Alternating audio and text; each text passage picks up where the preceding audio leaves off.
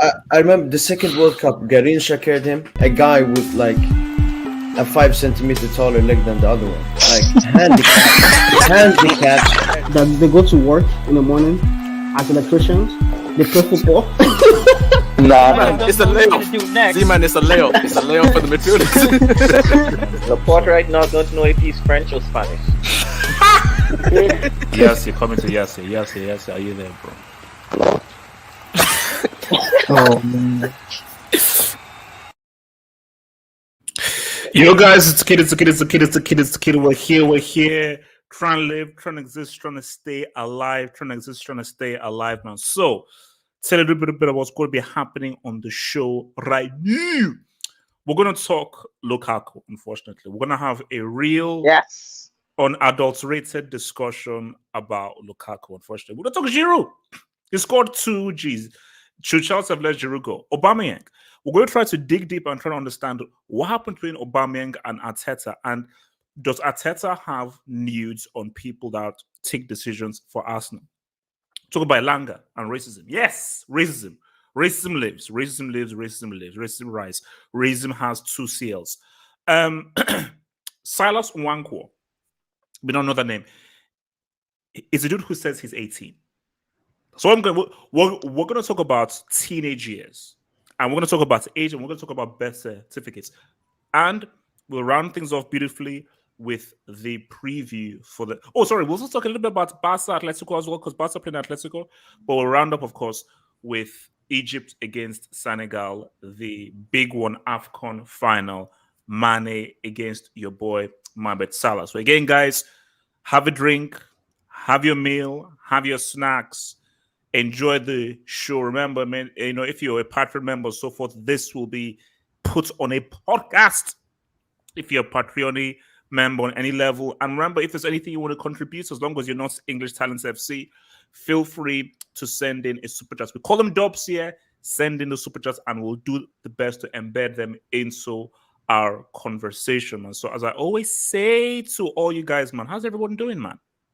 We're doing good, man. Good. Fantastic. Oh, you're doing good, eh? I mean, and are you doing good because of how certain players have been playing, or is because I'm sorry, I'm trying to read between the lines here about how good you're doing. Is that for me? Magpies is back. Magpie Studio. Why are you here? Where is RDS? I think as far as I'm aware, RDS is on like a sort of sabbatical. I think he did say that I would be coming on the Saturday Hangout, so here I am. But HH, before the show, we have to ask you a question, bro. Are you anti-white? That has to be one of the funniest rumors I think I've ever seen. Because do you know what's this one joker asked me on Twitter? So that's I saw it. He said, "Oh yeah, do you have any white people on your show?" And I said, no, I'm not going to dignify that. I said, that is ridiculous. That is crap. That is completely stupid. Then I began to think that how many white guys do I actually have? I got you, HH. I got you. I'm whiter than. No, I'm actually not that white. I'm only half. No. But I mean, see, but I know you're half white. I know. But my thing is that Robin. But do you know what was crazy? I said, does RDS count as white? Oh, because wow. some people still think that he's white. So basically, my thing is that look, I know that basically because Rob, I think, is the only fully white guy who's like a regular contributor. But because I know Daniel is half white. Suleiman is not white. He's not white. Oh, he sounds white. I'm black and white, so that. Oh, bad. I am ham. Core's German. He's white. So I'm not white either. Like, I'm a black and proud man. Come on. No, Dragon. Based on what has been said to me, it's supposed to say that you're white and you're proud. Okay, I'm trying to appreciate myself. Has Rory been on the show? I'm trying to appreciate myself. Rory's been on the whites, show, right? Bro, like, guys, if guys are saying that I'm like anti-whites, guys, let's get. Okay, look. PSA. If you're white, you listen to Britney Spears, you listen to pop music, you love country music, you hate hip hop, you despise rap and so forth, and you're in love with death metal, please email me and I will give you a spot. We're gonna have affirmative. They call it the Rooney rule. I'm calling this the Becky rule. This is the Becky rule. We're gonna have at least 3 white people on these hangouts. I'm sorry, a minimum of 3 white people will be. This is called the Becky rule. You for at least 3 white people on this hangouts, man. And then what is this? The HH version of affirmative action? Yeah. Wait, very quick. The Becky rule. Did you like Friends, the TV show? Now, here's the thing, though. I hated Friends. My sister loves Friends. Yeah. And I always had issues with my sister loving Friends. And my older brother started, but I was like, bro, Friends is. Let me look. Okay, let's everyone. So, guys, HH, can I ask you something quick before you go? Oh God! Did you see that video? If it's about race, then I'm not sure, but we'll go for it. Did you see that video of Joe Rogan? I just wanted to ask. Wow. Wow. Let's look.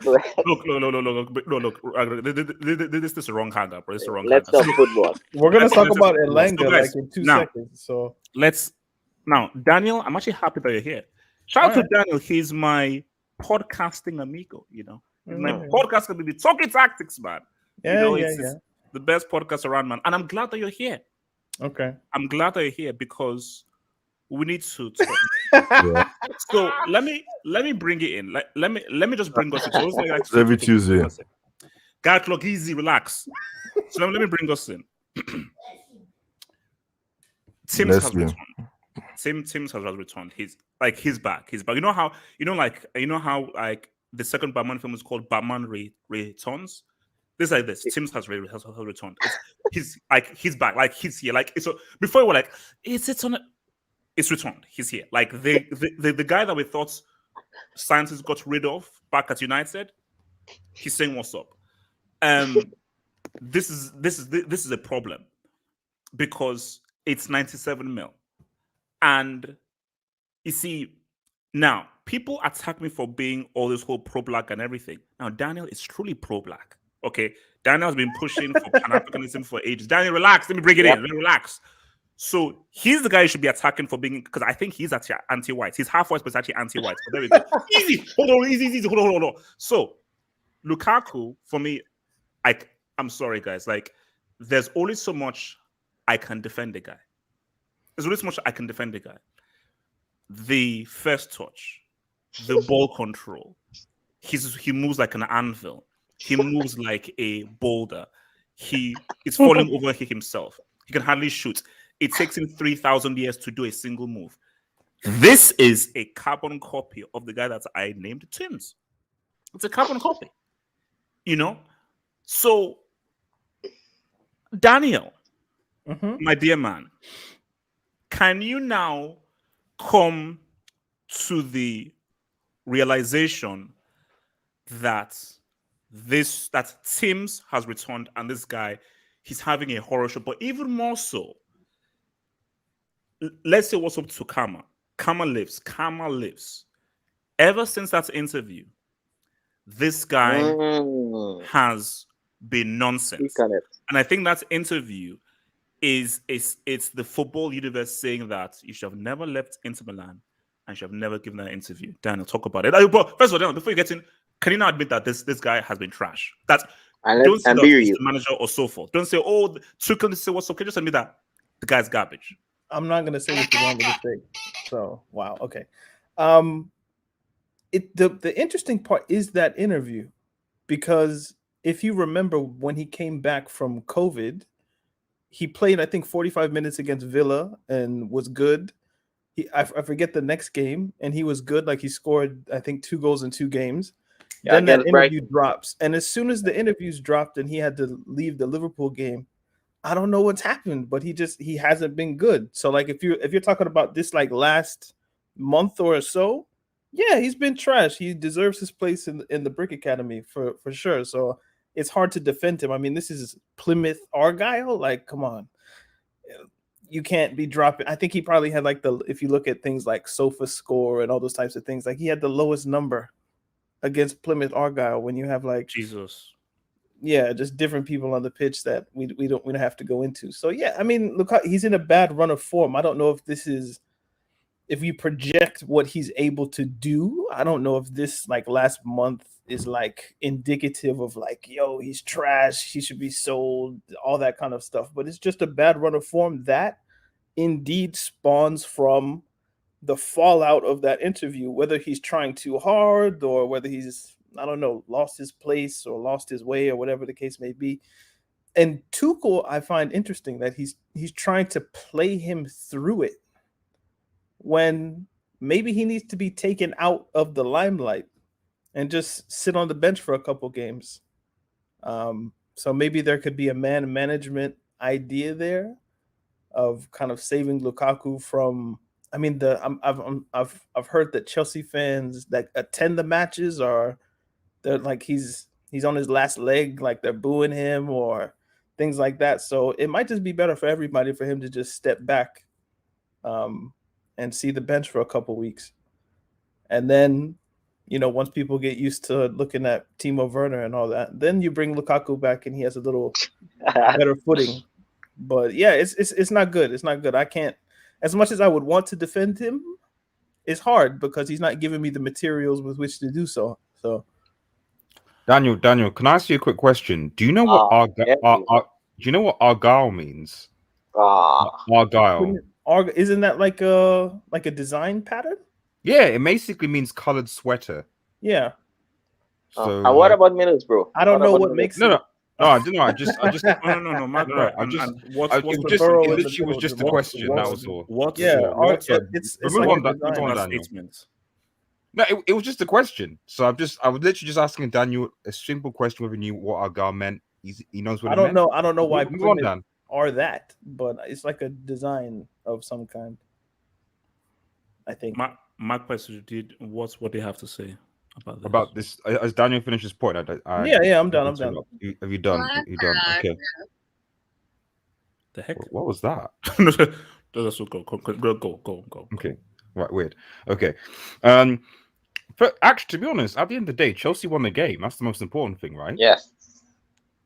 At the end of the day, they won the game. Like, yes, it was against a colored sweater. But they struggled, but they won the game, and that's the most important thing. So like they got unlike a certain Middlesbrough United club that weren't able to do it. Chelsea won the game, and then the next round. Oh wait, hold on before you go. Sorry, I'm very sorry for interrupting Magpie Studio. I get it now. I understand. If Chelsea had lost, okay, Red Devils today would have miraculously been available. But because Chelsea didn't lose, RDS, because he's so fake and he's so petty, then gets his lapdog, Magpie Studio, to come in his stead. Okay. Perfect. Carry on. So just to get... What is that? I think it's what the hell is that? Also, again, and then like also, I don't think you know that I'm actually armed with a yellow and a red. And I can actually give it a straight red. So keep playing. I'll send you off. Mark, so just okay. In fairness to RDS, right? Like he did want to be here. So in order to give him some sort of representation that like he is here, he did send me over a few just clips, just as a kind of like a. Hey, just show the panel like this is what it is, So this is from RDS. We're gonna pop those balls. We're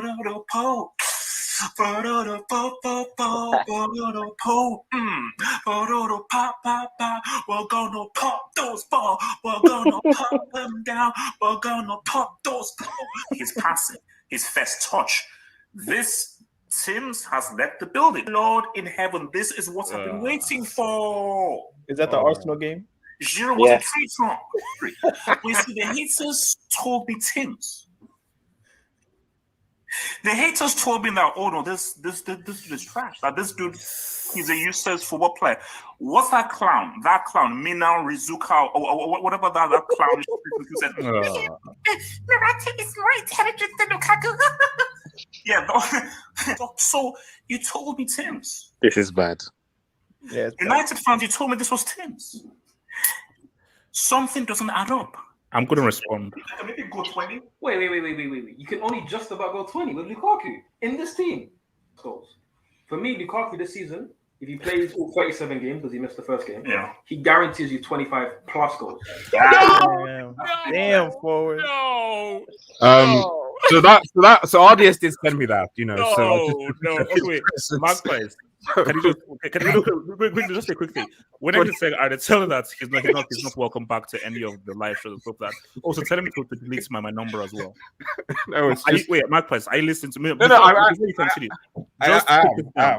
Okay. When next to him, tell him that delete my yes. number. He's not invited to any of the live shows anymore. Good. Okay. I just it was more of him saying, "Listen, I'm sorry. I really want to be a part of the show, but I just thought I'd just send you a clip just to sort of remind you, just to remind you." Coming forward, backward.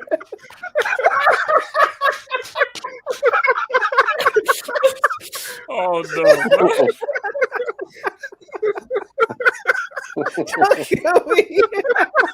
Oh, Jesus.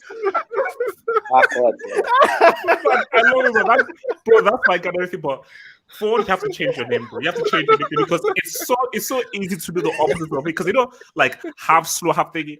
You can't name yourself Ford because if you take an L, it is so easy to. Oh man. Oh, backwards. That is hilarious.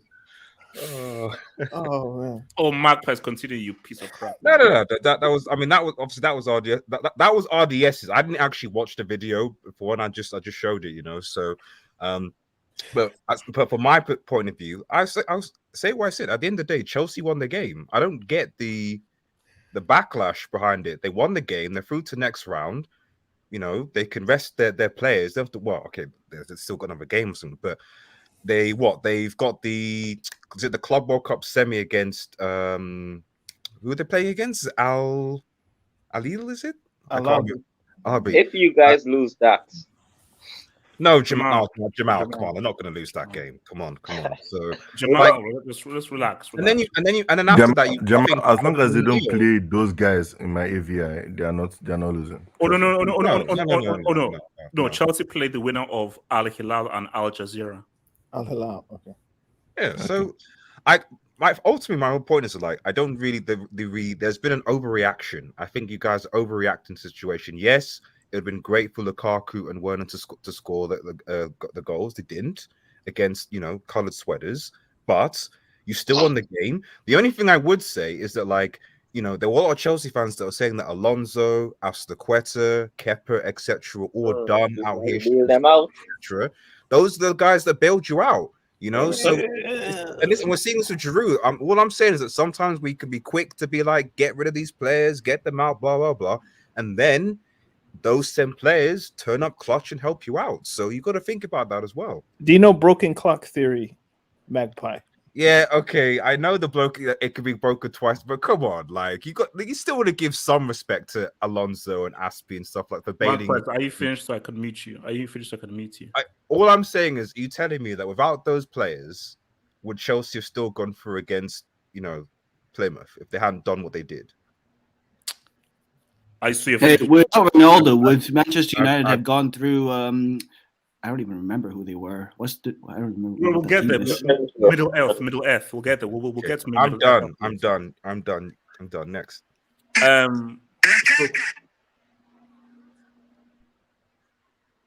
Was that supposed to be funny or something? Very soon. Someone's gonna get put up very soon. Patrick. Yeah, what's up? Now, Patrick, remember, we are African brothers. Remember that he may be Belgian, but he's truly, where his true roots lie. So I think that you have to be a lot nicer than this joker called Magpie's Studio, who's on RDS's payroll. So keep in mind that this is our African brother when you critique a guy who is now currently, because Lukaku is now the number 2 trend on Twitter right now. I apologize. I apologize. If I knew that he's part African, I wouldn't put this TV. I'm sorry. So somebody we have to push Pan-Africanism, bro. We have to push Pan-Africanism. You see the AV I was given. I think somebody who's a racist gave me this AV. Can you just show this AV, please? Okay. It's it's Lukaku. Somebody designed it especially for him.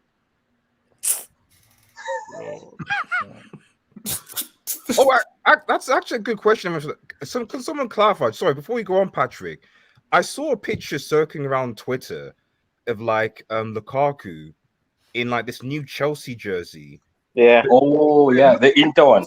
Inter Milan one. Like, what was that all about? Like, a That's, genuine question. it's a pre-training. It's a training kit. Apparently, they made it special for him to make him feel at home.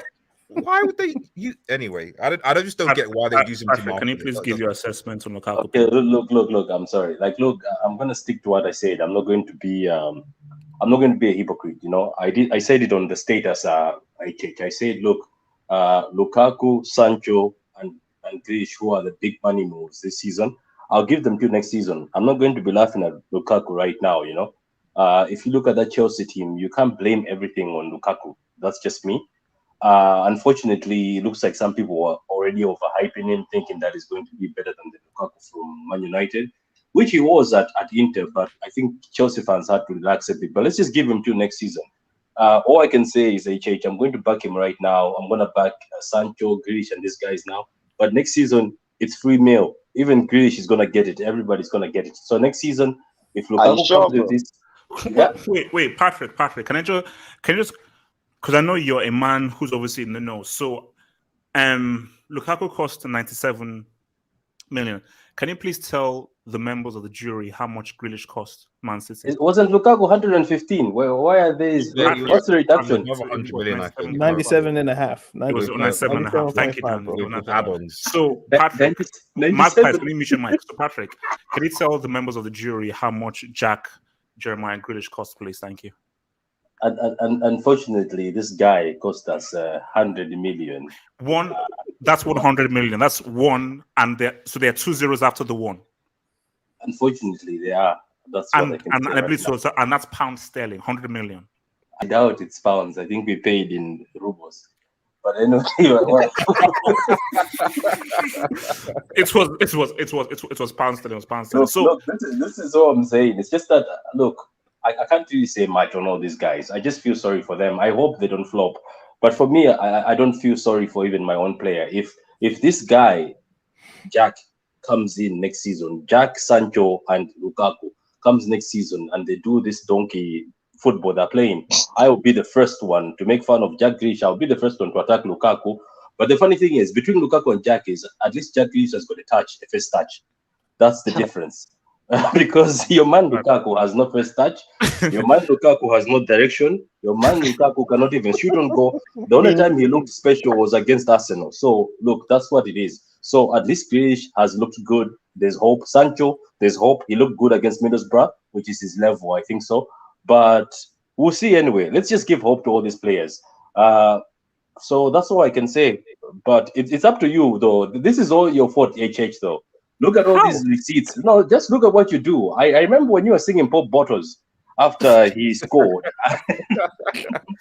Okay, perfect. Can I explain? You see, guys, this is HH's own fault because he could have kept quiet and never said anything like I do to Grealish, and nobody could have attacked you. There's no evidence anywhere of me hyping Grealish, but there's so much evidence for you. This guy's mouth is too big. You should know that by now, man. The guy was hyping Lukaku just because he scored against a bank.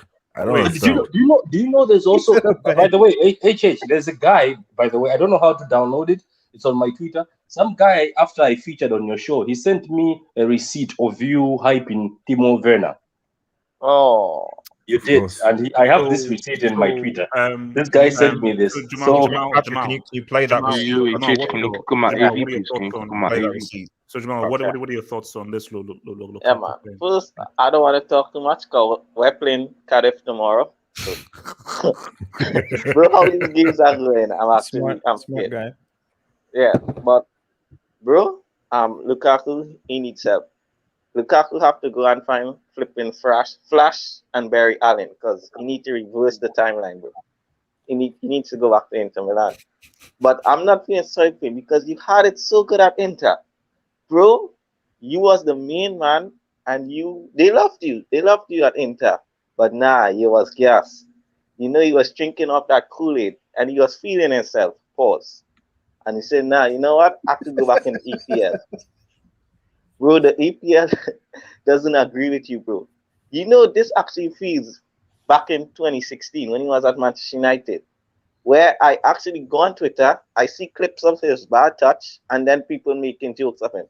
Bro, it's like they just run it back to 2016. and he's not playing good, man. I mean, today, bro, he looked like playing at our guy level. I mean, that was his level today. He didn't look out of place, bro. Hold up, Jamal. If Lukaku had any white jersey, I think Plymouth they wasn't white, yeah. Bro, I would have said he's with them. This guy's on 300 bags, man. I know. I'm sorry I had to say this, but the reason why I'm saying it, the reason why I'm saying this is because you've had it so good at Inter, man. And you know what's the funny thing? Inter are good. They don't need you. Yeah. Zeko are doing good for. I don't think today's a good day to say that. That's why it's called karma. Like, he is gonna regret leaving Inter and regret doing that interview, because that's why I said it's a teachable moment of know your level. He thought he was better than he really was. That was a great situation and a great environment for him. He got too hyped, and whatever Inter were offering, take it. He should have taken any contract that's Inter offered him. But yeah, man. Chase, can you click on my AV, please? Okay, so this look, it's a training kit, man. It's has nothing to do with Inter. It's a training kit. Come on, let's say training kit. So they didn't do this to appease him. So let me just take some quick dubs, man. From Silas Nwankwo, oh Lord, if I'm not 18, then you're anti-white. Leave me alone. We're gonna deal with you afterwards, bro. Silas, we're gonna deal with you afterwards. Sorry, we're gonna deal with you, Silas, afterwards. KC, thank you for the dub. Oh Lord. So KC, I think you're a Barca fan, and I think you're playing Napoli later this month. So I just want and I think that's a qualification for Europa. So yeah, let's focus on that. HH, and also you have, I think your club has a player who rubs oil on his muscles so people can't hold him when he runs. So that's just and I think you have a player who bleaches his skin. So there you go. Real estate. So KC. HH said that Sims was better than Kane. Not really. Well, at Inter I did. Yeah, Inter Milan I did. Yeah, at Inter I did. Yeah. And what? Now what?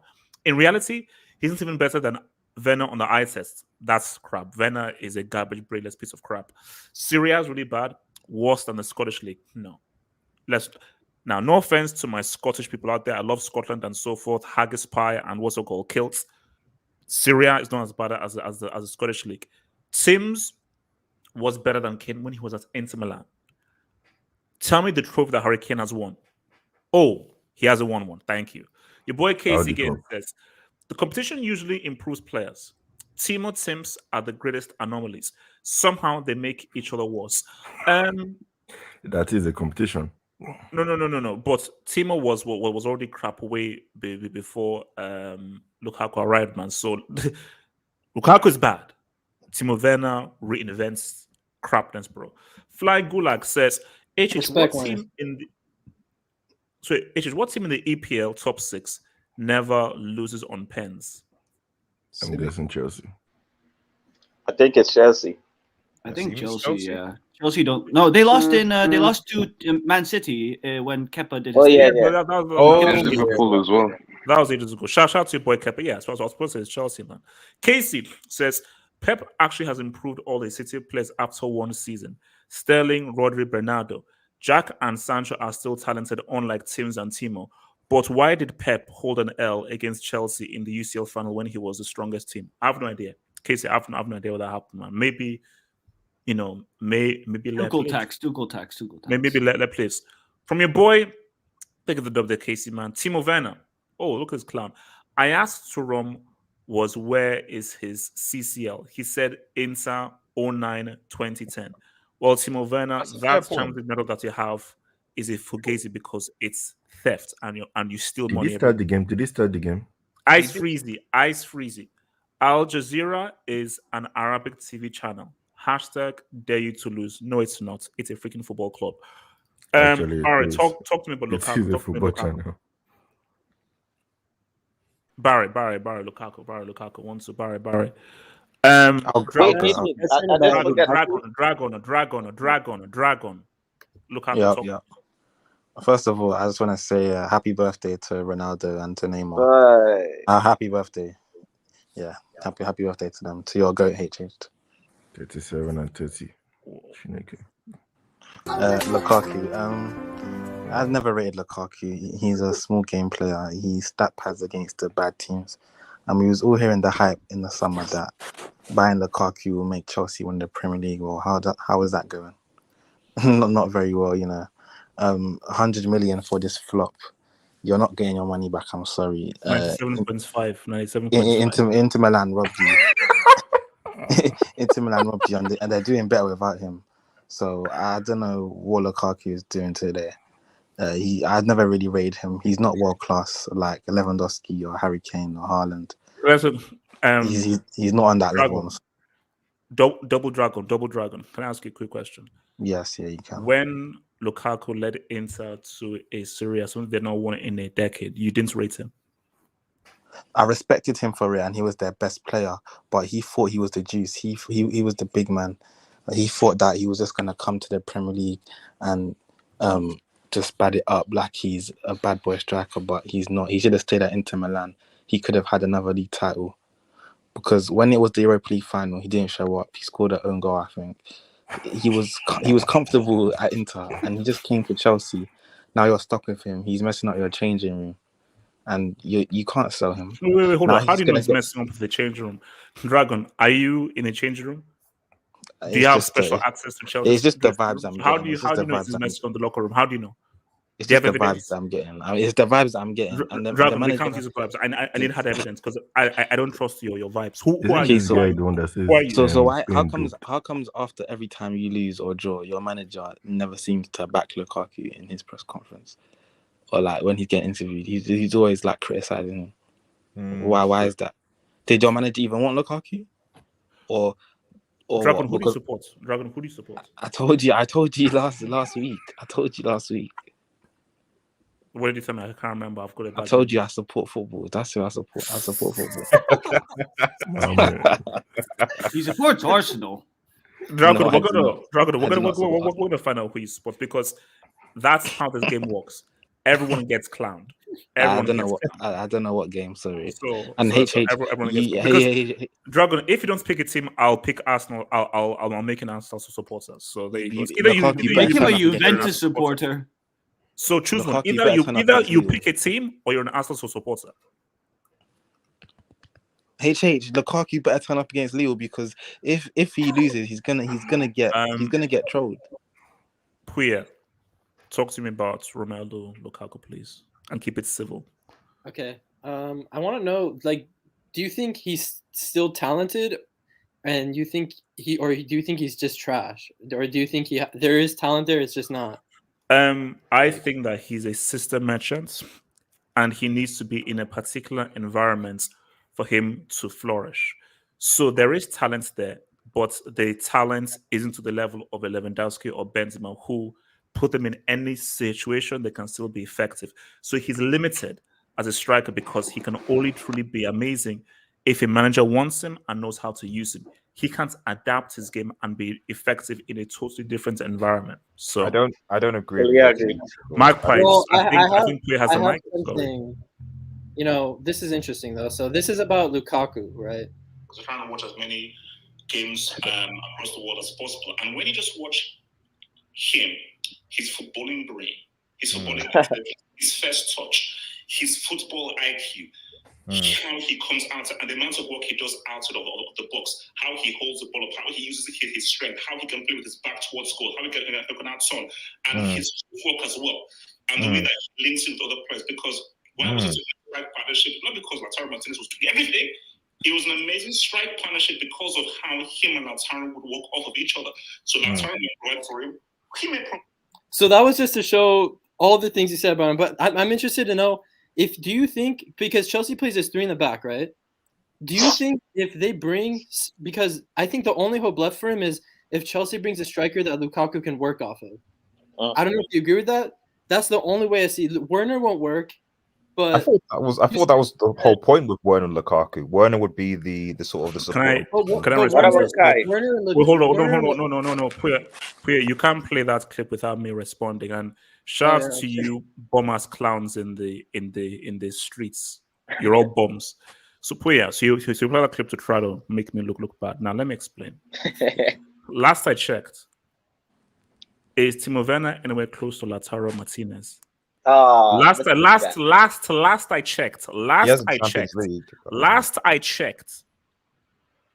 Did Tuchel want Lukaku? Conte did, and Conte built a team around him. So everything I said was right within that context of Inter Milan. So I don't know what you guys are saying, but nothing sort of negates what I said at that time. Because in that environment, in a system where the manager wanted him, he could look all right. Double goals and assists. No. So you're saying once suddenly he joins Chelsea, he loses his first touch. He loses his ability to use. He only uses his strengths to fall over. He lost all his footwork. He lost his ability to play to the back of the goal. That's all because he joined Chelsea. It's because of his environment. Pierre, see. This is where I disagree with HH. Come on, man. I mean, all this team needs is a striker. But this is the funny thing, though. Yes, Lukaku is a striker. He's a better finisher. He's a guy that makes better runs. But he's so much more than that. That's why I say, if Lukaku was a pure finisher, okay, cool. At least, if you give him a chance to score, but he's more than that. Like, Lukaku is like a striker stroke number 10. So, yes, he can finish. Yes, he makes great runs. Yes, he's a greater presence. Yes, he occupies the center defense a lot more. But my gosh, give him the ball to feet, he can lay a pass. He makes smart decisions. Do you hear what I said? Smart decisions. Do you know how long I had to suffer? He can actually he can control a ball. HH, you need to hire a PR manager. You need to hire a PR manager. He has footballing intelligence. That's so bad. So. Hold up. No, that's a question. That's a question for bringing in a receipt that has nothing to do with the discussion. Another transgression, you're going to get booked. That's your final one in Magpie Studios. No. I did. Like I said, RDS just showed me his videos. I didn't know what the content was in those videos, so I plead ignorance on that. But all I'm just saying is that, but now listen to it. It kind of negates what you're saying, because at the end of the day, this is a man that there's more to him than being a striker. There's more to this dude. So how can you go back on all of that? As Priya said, could you make the argument that the further Lukaku gets from Inter, the worse he's gotten, and that's more due to how he's being used than him himself? Magpies, you've already spoken already, so let me take some drops. Okay, wait, but do you think if you guys bring a striker that could actually play, say you guys just all of a sudden about Lautaro Martinez, do you think that would help him, or do you think it doesn't work at Chelsea at all? And answer that. It's tricky. For me, your number 10. No. Lautaro Martinez would help, but I still think that the main thing that we're missing is Lukaku is a system merchant. He is. He's a system merchant, and I truly believe that Tuchel never wanted him. And he's not a system merchant. He's a con man. He's a system merchant. The best he looked was in that Arsenal game, which was, I think, his first or second game. He's still riding high from being the guy at Inter, and then as the seasons progressed, he's devolved. That could be environment more than individual. Okay, wait. So let me take some dubs. And I want to come to someone else. I think it's confidence. Okay, wait, hold on. Let me take some dubs. So from your boy, DX fan says Morata greater than Tim's. No, stop. Shut up. No, I will say no, because Morata still does not understand the offside rule. A man who, after playing for over a decade, doesn't understand the offside rule is not a guy that can be respected. I'm sorry. Shane Schubert, who's a Bayern fan, who I think tried to jump out the window when Chelsea beat Bayern in a 2012 final. Nah. Wait, who missed that penalty in that 2013 Super Cup again? You know what? Good question. Daniel, thank you for actually giving me the heads up, because I was like, why are you saying? And I was like, okay, so I'm not going to read that out. Okay, but Shane, thanks for the note, but I'm not going to read that out. Shane, I'm not going to read that out. I'm going to keep them moving, because that's what we do here. We keep Shane, that's nasty. No. Daniel, we keep things moving. From Marcos Alonso Mendoza, I deliver and the bald clown, HH is silent, hashtag goes left back, hashtag CCL, Hashtag you're still a prick. Screw you. From Wing Wubani, the fake man, says Tuchel needs to be Class A. Worst football I've ever seen. Umbani, but you're a traitor. When the going gets tough, you're supposed to ride with your team. From Peter Osaze, the Wingate, says, I'm looking for a new club. Hashtag back, hashtag CFC, hashtag Nigerian bro. Peter, if you roll up and drive up to the whole thing, I think you'll be turned back. So I'm sorry. So Smasi, before I come to you, now I don't know what the meaning of this is, or I'll just say that I don't really sort of accept this AVI or this image. So before you speak, let me just make it known to you that I reject that AVI. But continue. HS is right, he's a system magician, but he needs someone like Conte who loves him, who appreciates him, who gives him the confidence. He has no confidence for himself. But the problem is he's arrogant too. He thought he was Lewandowski, that he can go anywhere, that he's better than Inter. And what happened? He's absolutely awful. He doesn't run right. His passing is absolutely awful.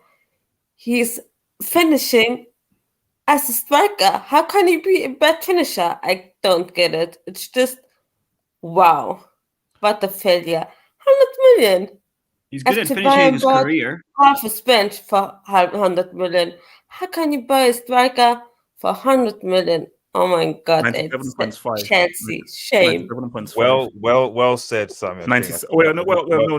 Hold on. Not well said. Hold on. Not well said. Yes. All of that stuff was garbage. Now let me break down some garbage that he said. First of all, it wasn't 100 million. It was 97.5. That's the first thing. Second thing is, awful is a strong word. Awful is a very strong word. Now, if he used awful with that piece of crap clown, brainless idiot called Timo Werner, fair enough. Call him awful. He's a Class A. You can't call someone awful who gave you double figures in goals and assists for Inter. I agree. So there's something that Werner has never achieved anything like. All Werner has achieved in life is stealing money. He's goated, man. Chad is goated. He's a thief. Wait, you're saying he's a crook? The guy launders money to his parents in Germany or so forth. The guy's a freaking thief. Okay, so that's not what you said. So my thing though is, awful is too harsh a word. That's one thing. Awful is too harsh a word. And also, when he talks about Lewandowski and so forth, he said it in jest. He wasn't only comparing himself to them. It was just in jest. It was a manner of speech. Wait, can I say something quick about Vunaic? Just very quickly. Oh, Jamal, go feel free. Yeah. All this abuse we're giving Lukaku, guys, don't get it twisted. Vuna is still worse. At least Lukaku know somewhat how to play football. Did you see what Vuna did today? The guy actually tried to beat him, man, and the ball run out of play. This guy, man, I tell you, Vuna is top. He made the crucial pass to a German. I'm sorry. The second goal. That's dumb and dumb. You guys up top. Wait, sorry. I mean, before I come to Osasuna, so Samasi said that he said as a German you would take Werner over Lukaku. No, I reject him. I don't. He's just awful. I don't know what he did at Leipzig to be that good. And I thank God heavens Bayern didn't buy him for 70 million. Thank you, Chelsea. Hold up. Thank you. Respect him. Wait, before I come to Osuna now, Puya and Samasi, now let me be real with you. You wanted Timo Werner. Yep. Yeah, yes, you did. Yeah. He's German and he works with Nagelsmann. Let's make it trade. No, you made you offered this earlier. No, let me just first present it. So, Puya, it's very simple. We take Lewandowski off of you because he's going to be old. And I think he said a few bad things about Bayern and so forth and everything. With Chelsea's luck, Lewandowski would flop at Chelsea. So we take Lewandowski, you take Werner, who is German, and he was amazing for Nagelsmann. What say you, Puya? I reject, and that's the second offer because you offered me a Werner Sané swap at the beginning of the season, and you were serious about it. So, but listen, Werner, I don't care. Werner has had more impactful games at Chelsea than Lukaku. Werner's best performance is better than Lukaku's best performance this season. Against Zenit, Werner put you in a position to finish top of the group, and you guys didn't deliver. And now you has a goal in the Champions He went League. full Baggio that game. That was crazy. Yeah, exactly. So, and I'm convinced Werner isn't a trash striker. There's no way you could score the goals he did in the Bundesliga and then come to Chelsea and just be that bad. And when you say he's that bad, HH, he's not even that bad. You act like he can't. He links up better with the other. He links up better than Lukaku with the other Chelsea players. He could actually get in behind and at least, like when everyone says, "Oh, he's good at sprinting and running," so he offers more to this team than Lukaku does. That's just my take. Now, obviously, Puya is not cooperating or so forth. So hopefully, can be more cooperative. Would you be happy with a swap? No. Of Lewandowski for wait? Do you know that Timo Werner got like 60 goals under Nagelsmann and so forth? He's not Lewandowski. Give him to more. Maybe it's not Werner or Lukaku. Maybe it's Chelsea. Maybe the Chelsea curse goes on. Since Didier Drogba, every fucking striker that goes to Chelsea is offered. That except true. Costa, except Can you mute your mic, please? Can you mute your mic, please? Thank you. I'm not going to respond to that, Silas. I'm not going to respond actually. So actually, no. Actually, talking to Osuna. Talk to me, Osuna. I'm not going to respond to that, Osuna. I just want to take a moment to applaud your arrogance, your confidence in your ability to influence people's opinions on football.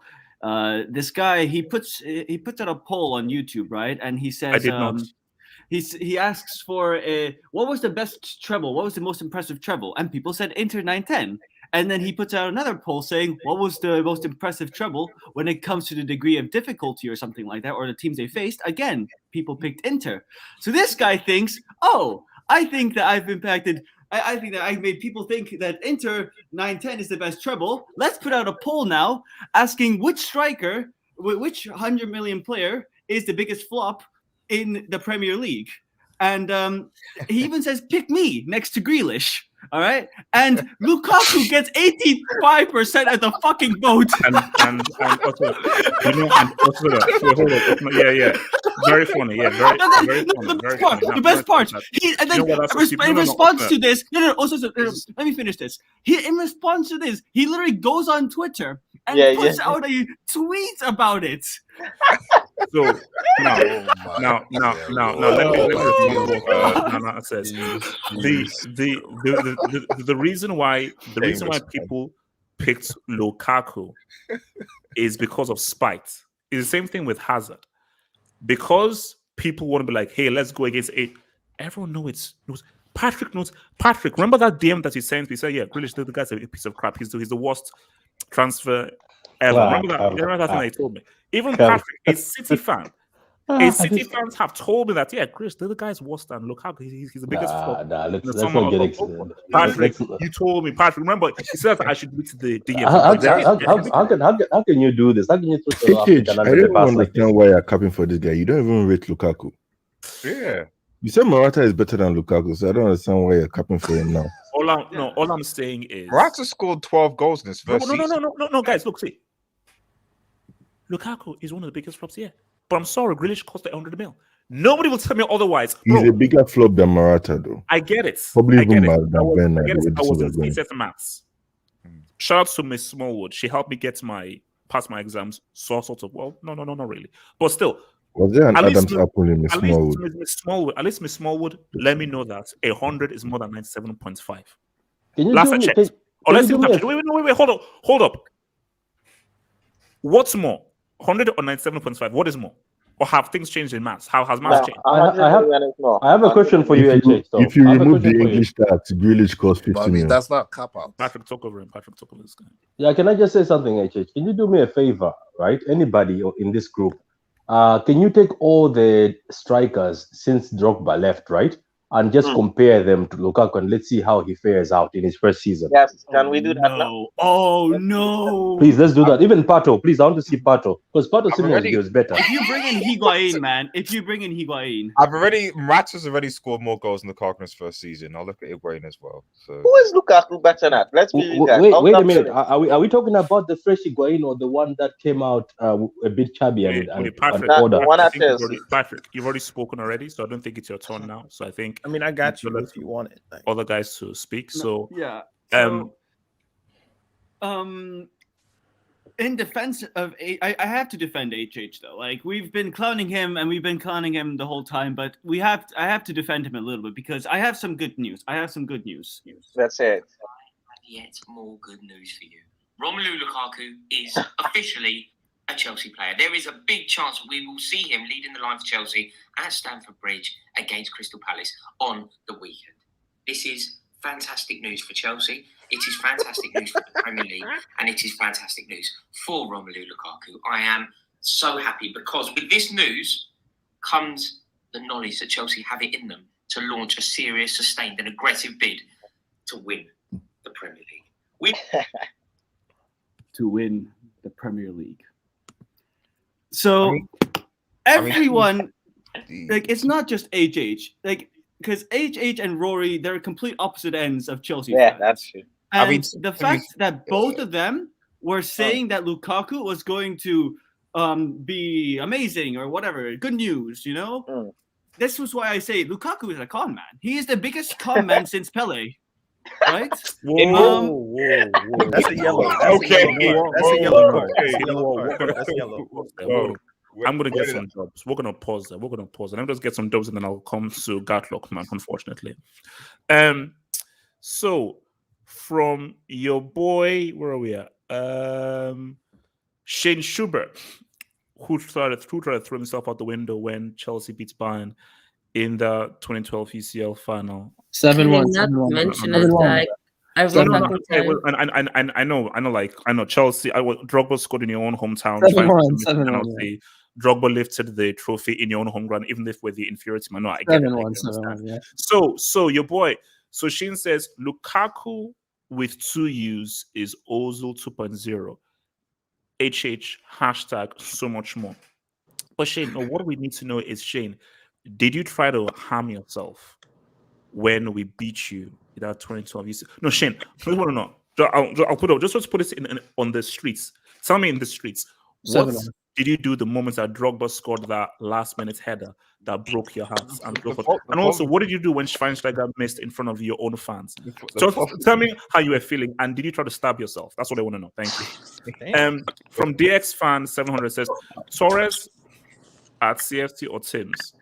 Tim's is still better because Torres goals in the first season. Torres is an open goal. I haven't seen. Yeah, I was going to say I haven't seen Lukaku miss an open goal. Thank you, Daniel. Can you please support me here? Please come on. What the heck? Okay, bro. Come on, man. Give me brother support. What do we do a freaking podcast for? What the heck? Casey says Timo scored double digits in Bundesliga because he was under Nagelsmann, because he's a brainless piece of crap without Nagelsmann, that brainless oaf known as Le Molena. Nagelsmann is his father. Whoa, Casey, relax, man. You have to be so deep. The heck? God damn. This is why you should remove your shades, man. From Kevin Higgins. Kevin Gatlock, relax. I'm not giving the mic to you. Kevin Higgins says, thank you for the dub. Lukaku couldn't score against a team of what Ernies? Earns?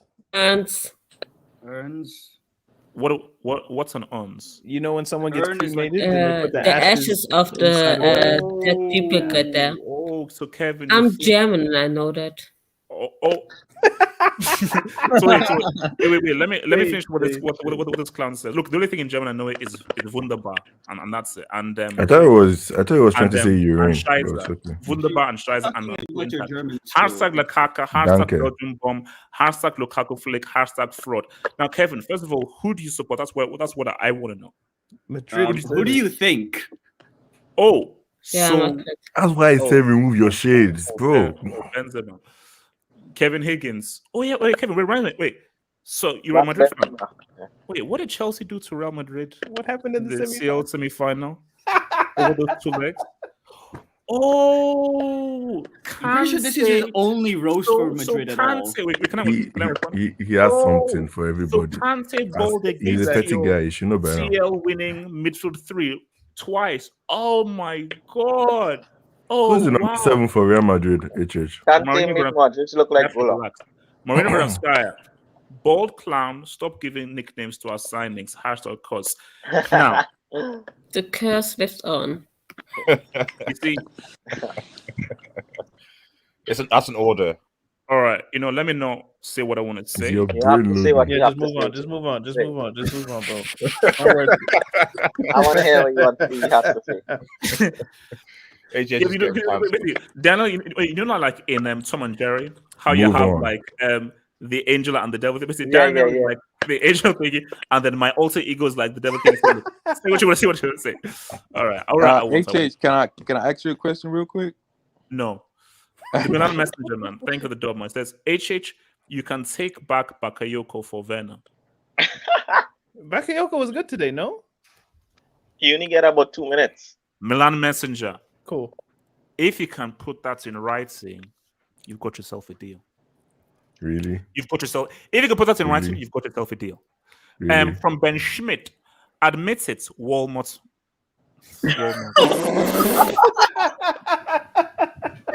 Jeez, man. Jeez. Oh my god. Jeez. I left the internet. I'm not gonna answer that crap. Moving on. From DX fan 700. Loic Remy made more of an impact. That's true, actually. That's true. No, he didn't. No, he didn't. What do you want? I need to finish my point about how Lukaku is the biggest con man that we've seen. So like he balls. So when we see where he's flopped, right? Manchester United and at Chelsea, they came after 2 crazy seasons with an Everton and with Inter Milan in the COVID season, where it is a league where the last 3 top scorers have been Mr. Quagliarella, who was 36, Immobile, who is someone who flopped in the Bundesliga, a league where what was his name? Werner scored 20 plus goals. Jovic was a top striker, right? This is a league where these guys were top strikers, and even Immobile flopped there. All right, so we're talking about a guy who and all right, and we have Cristiano, who is a Finnish footballer, right? As the last 3 top scorers. Now, Lukaku was getting so many goals. First of all, Lautaro Martinez carried this guy to a Serie title. I don't care what anyone says. Lukaku just was there for a ride. It was all Martinez. He doesn't have a first touch. How can you say that, though? How? Like, come on. He had the most trolling. Like, you fell for the bait, bro. Let him learn. Let him learn. All right, go ahead. Wait. No, I am being harsh. I am being harsh. Listen. Okay, he did his thing in the Serie last season. All right, he was decent. He scored 20 plus goals. All right, but this is what I'm saying. It's Serie A. It's Everton. You can look good in Everton, and you can completely flop. But how much did Manchester United play? Like 70, 80 million, and then he goes for 100 million to Chelsea after like 1 good season and the Serie A. As I said again, where brick strikers have gotten top scorer. So that's why I say he's a con man. The guy just balls out once in a league, and then he just puts himself out there like, yes, everyone thinks I'm great again. And then he comes to a half-decent team, and where there's pressure, and then he plays well against Arsenal because it's Arsenal, as we said. Cristiano even scored 2 goals against these guys. All right? So, like, literally anyone that Lukaku has scored against this season, Cristiano has scored against. That's how bad it is. To add to your point, Sassuno, just was from your point, because I think Daniel was talking about stats earlier. So there was a certain Chelsea striker, I think on loan at Chelsea for a bit from Juve, called Higuain, if people recall. So I got an interesting stat that I just seemed to pop up across. And no one cares about the stats. Well, Higuain had 14 appearances for 14 appearances for Chelsea and scored in 40 appearances, scored 5 goals, right? Obviously he's a loanee. Lukaku, 16 appearances, 5 goals. So has Lukaku made more or less of an impact than Higuain did for Chelsea? Gatlock, give us your thoughts. I knew he was going to do that. If Lukaku had the opportunity to play with Sarri, that would be a different story. Bro, I don't think Sarri will rate him. Wait, Gatlock, Tosman, Gatlock.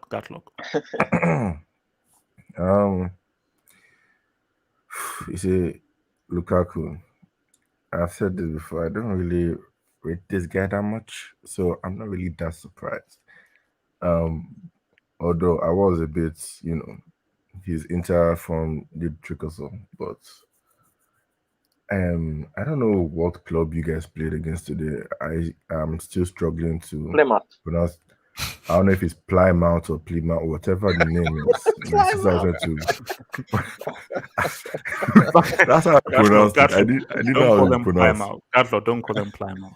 I'm sorry, because when an electrician, that pliers, that was the first thing that came to my mind.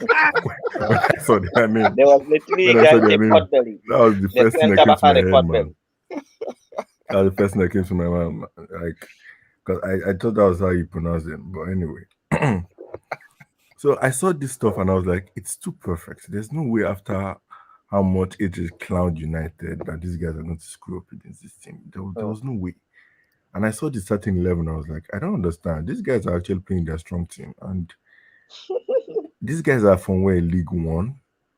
I don't understand. Like, you see, when Mutaha insults Chelsea about being the worst Champions League winners, and I'm like, guy, relax. I'm trying to understand now because it just doesn't make sense. Like, you guys won in 2014 and you lost to the team that's in my AVI right there. Like, you lost to a passage in the Bible. Like, I don't understand. And now, you guys, at the end of the day, you guys now went down into the Europa League. You need to relax. Gatlock, you need to relax. Gatlock, did you make that yourself? Like, is that your personal Bible? No, I just got it from Okay.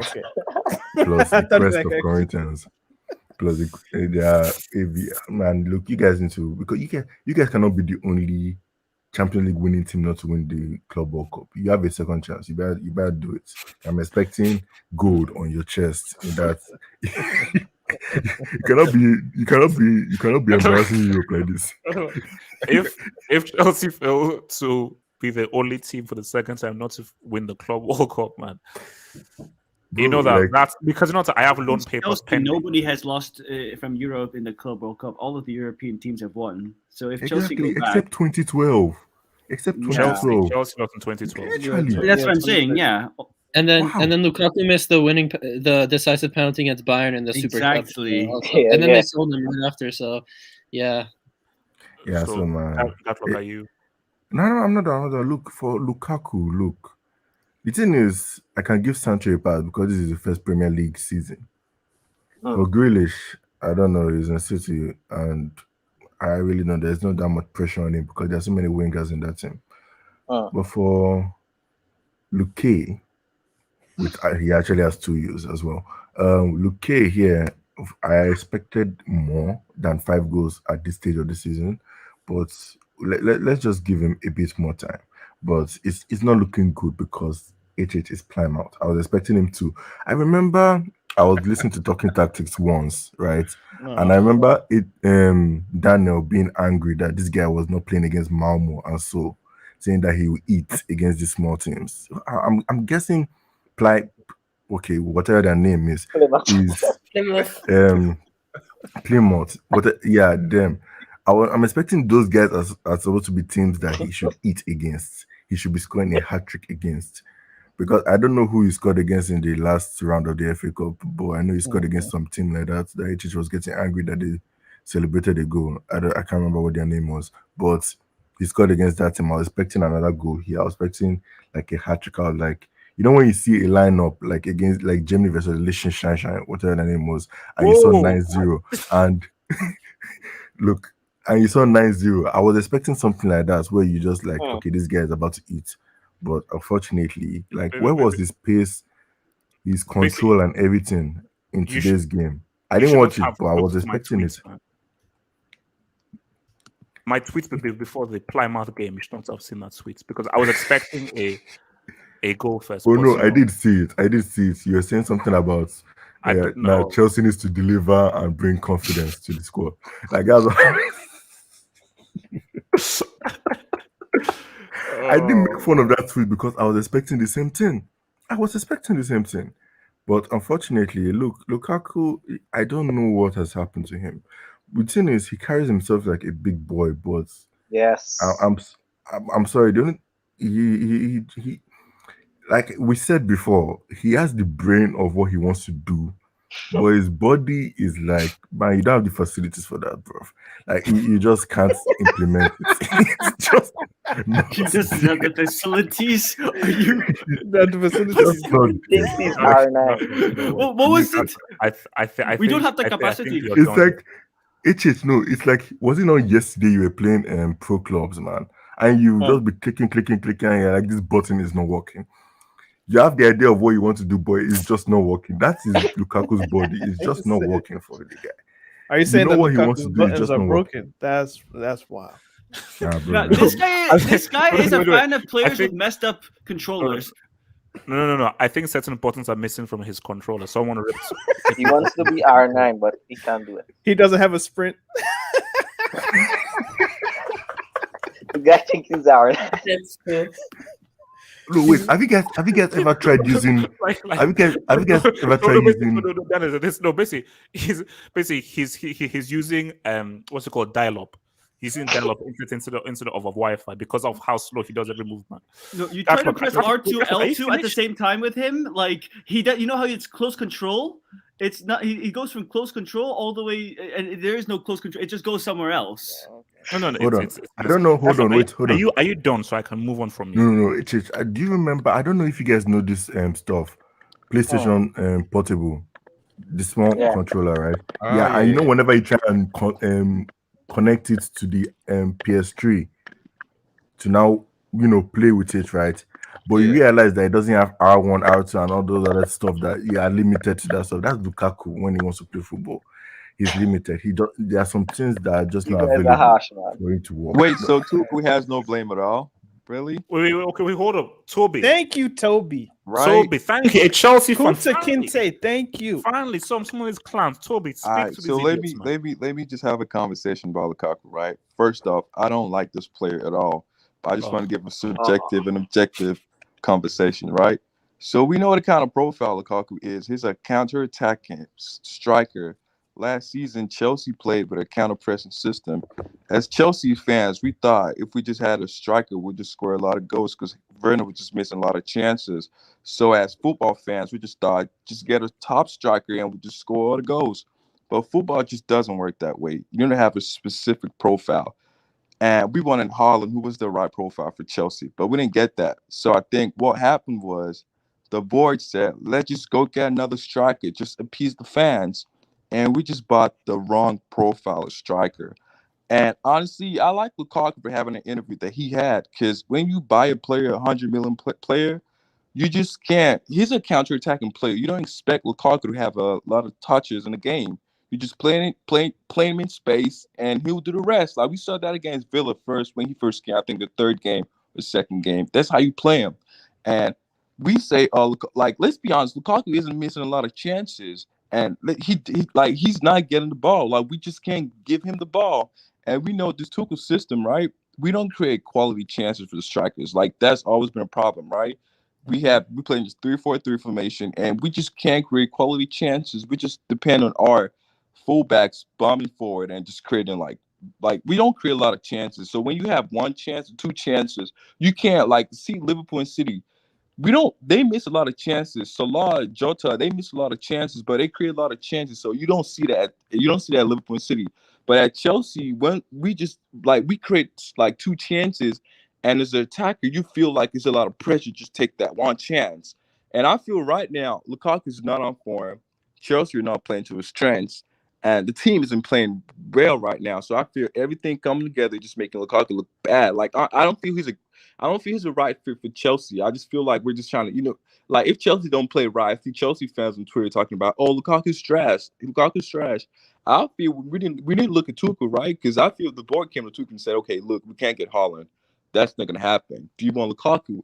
If he said yes, he obviously need to have a plan, because you just can't say, yes, I want this player, and you don't have a plan. And you just keep playing the player every single game. We're just making obviously the player look bad. And it's Chelsea fans, if we don't play right, it's Lukaku's fault. It's Lukaku's fault. How is he his fault? We know the profile. We've seen Lukaku score goals. Like this man, he's a bona fide goal scorer. He could score you goals. You just have to play him right. And Chelsea, we're not playing him right. And I just don't like. I'm a Chelsea fan. I just see a lot of people say, "Oh, he's just like we know what he is. He wouldn't take a lot of touches in the box. That's playing him in space and make it work." At first, I thought we could play a 3-5-2, but into play like with Werner and Lukaku. But Werner, he's just completely done. Like he's trash. So that's obviously not going to work. I thought if we had more attackers on the field, probably go 4-3-1, trying to get service to him. That would work, but it's not working. So I feel this Lukaku's stretching him. Right now, he's not on form. Like, he's not on form. That's fact. It's a fact. He's playing dreadful right now. But I feel he's a good player. Like, Lukaku's always scored goals. Like, everywhere he goes, he will score you goals. But he's just not on form right now. That's it. It's nothing more. He's just not on form. Team's playing bad.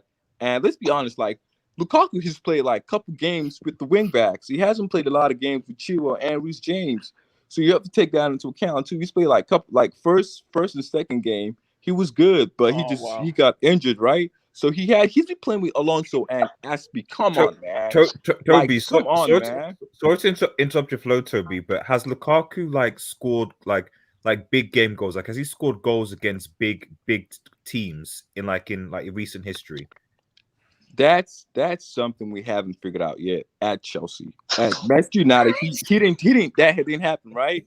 At Chelsea, we're not playing to his strength, so we can't figure it out at all. Like this is debut, bro. Is this your debut? Yeah. Okay. Toby, I have a question for you, and I promise this has to do with something that we talked about at the beginning of the show. Go ahead. Are you white? No, I'm black. What country you're from? That's a yellow. What was the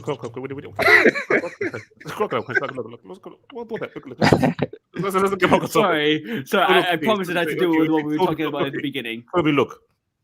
Bottom line is it: should Lukaku be sold this summer? It's gonna be hard. We have to make a decision at Chelsea. What do we like? We just have to see how the season goes, and we'll figure it out after we're done. We just can't make it right now. Like, we just can't. He's a $100 million pound player, and we know Chelsea. We're just not just gonna let him go like that. We just have to have a conversation when the season's done. So I think we can answer that right now. For me, honestly, I'd say sell him right now because he just doesn't fit how we play. I don't hate the play. It just doesn't fit how we play. So I'll let him go right now. But that's a different conversation for the summer. Like, that's Can I speak about Lukaku real quick?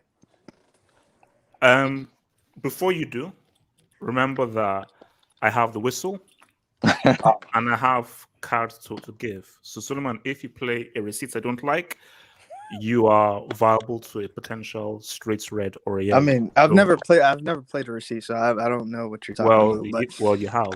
So. Anyways, on this Lukaku situation, I just have 2 points to say.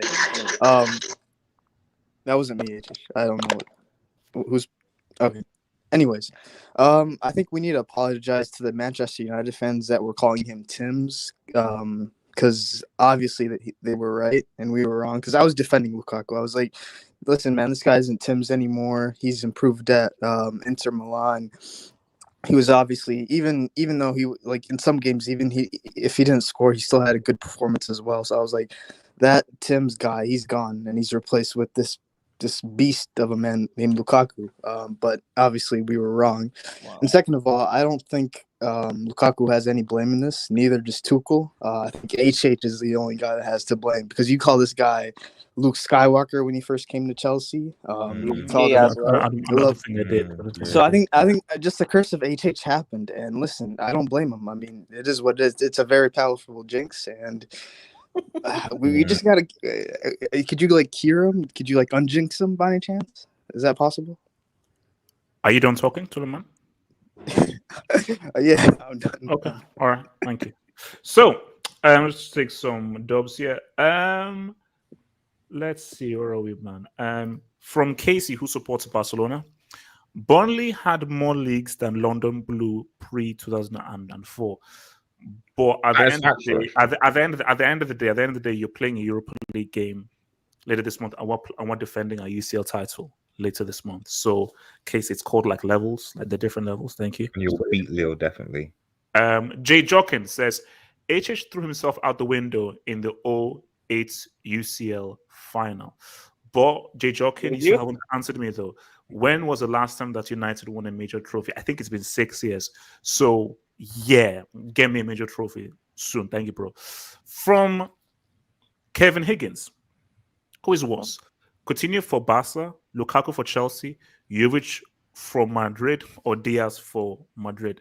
I would Coutinho. say probably Diaz for Madrid is probably worse. No, Nah, it's Coutinho. Coutinho's It's worse. Coutinho. 140, and he got It's loaned. between Diaz and Coutinho. Like, but Diaz imagine is someone better. scoring 2 goals against you in a quarterfinal of a Champions League 8-2. Like, nothing is worse than that. No, Coutinho is the worst. Yeah, Coutinho is the worst. Coutinho is the worst. Wait, who is Diaz again for Madrid? Diaz? Some Mariano Diaz guy yeah. who was a break the Leon every single kid. No, time. but it's not. He's bad. Diaz is bad. From Madrid, that guy. Yeah, but how much did Madrid pay for him? Hazard, now you're talking.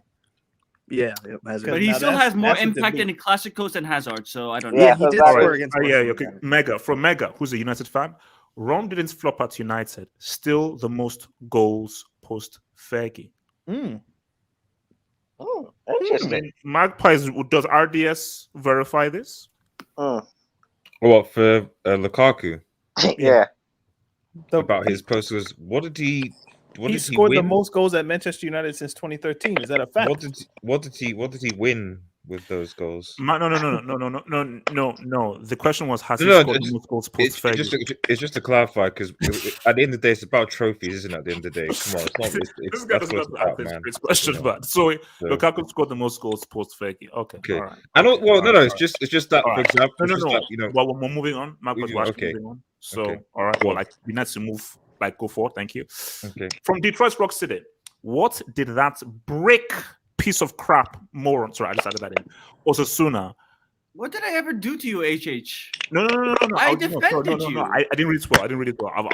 I've got sight vision. Small shades, attacks. bro. It's the So, shades. he said that why did you diss the great Pele and so forth? Well, let's not get into that right now because again, I disagree with that. So Osasuna, all I need to do is just an apology to Pele. Go.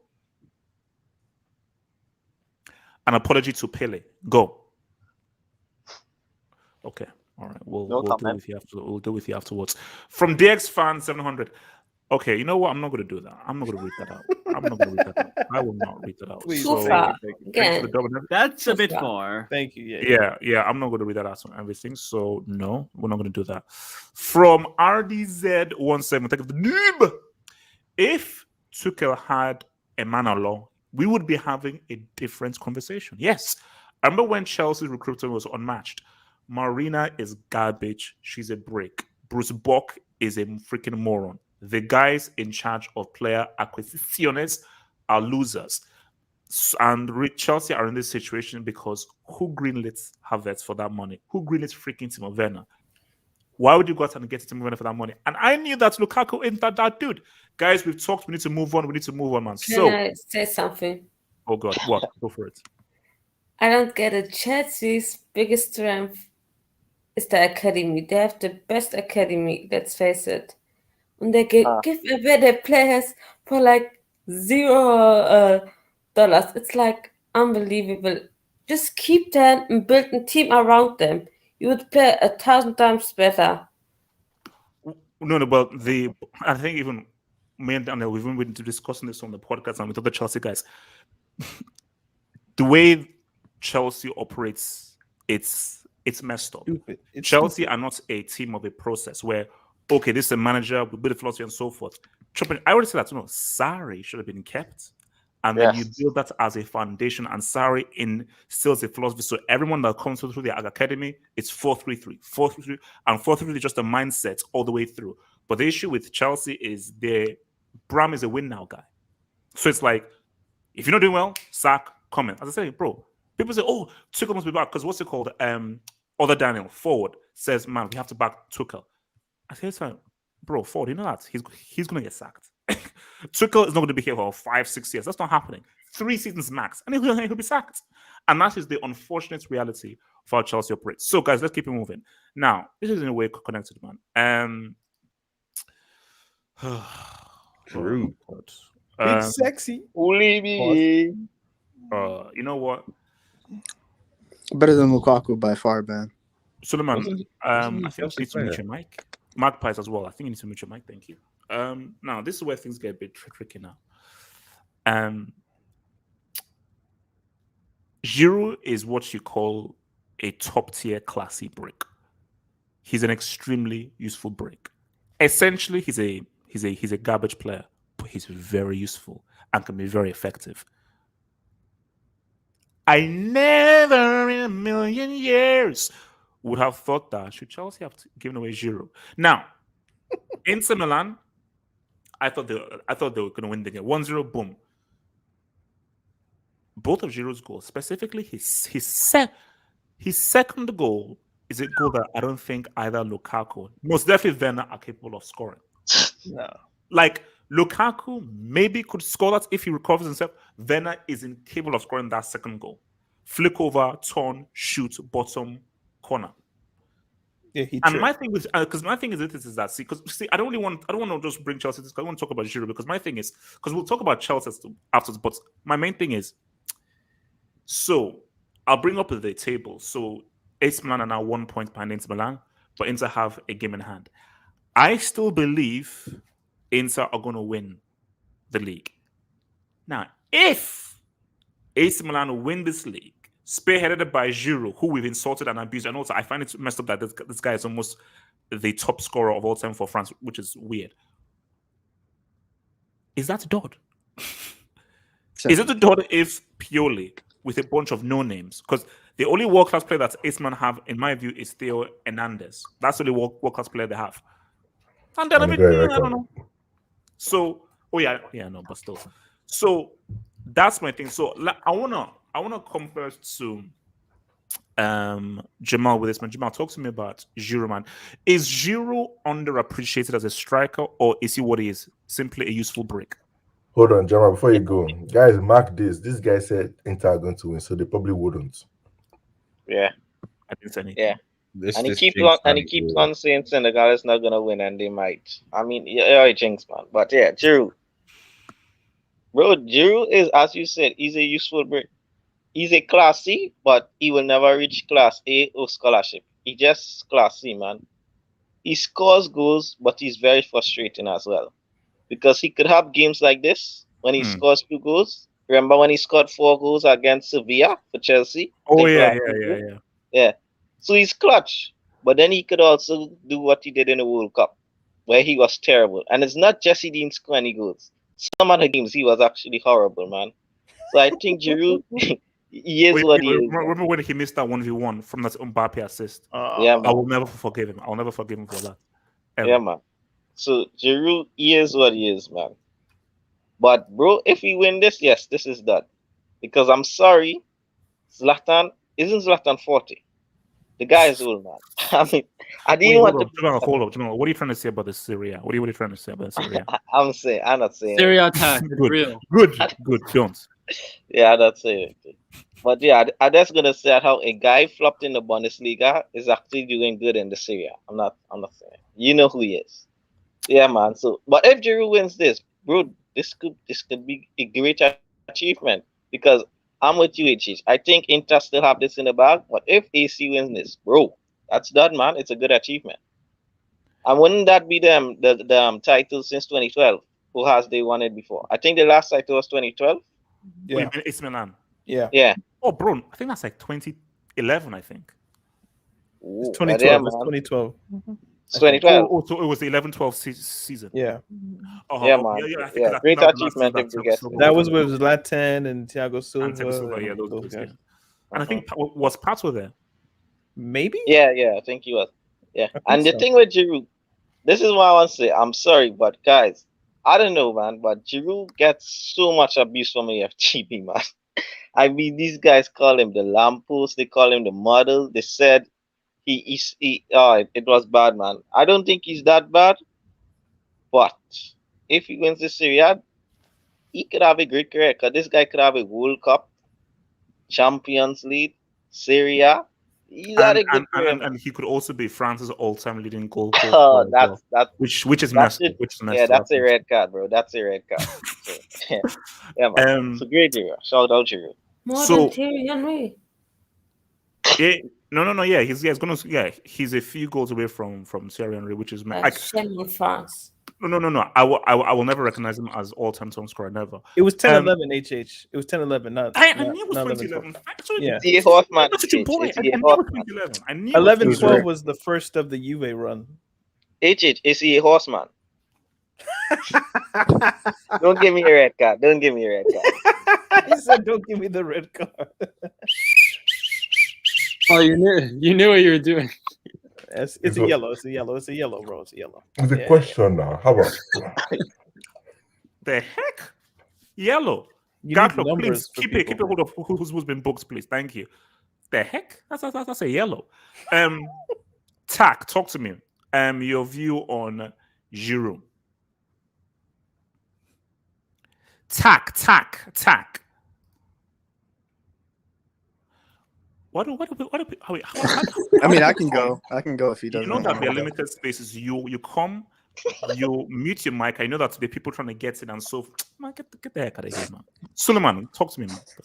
Okay, so I just want to verify with something quick. How many minutes were in between Drew's first and second goal? Was it like 4 minutes, or? Does anyone know by chance? Was it 4?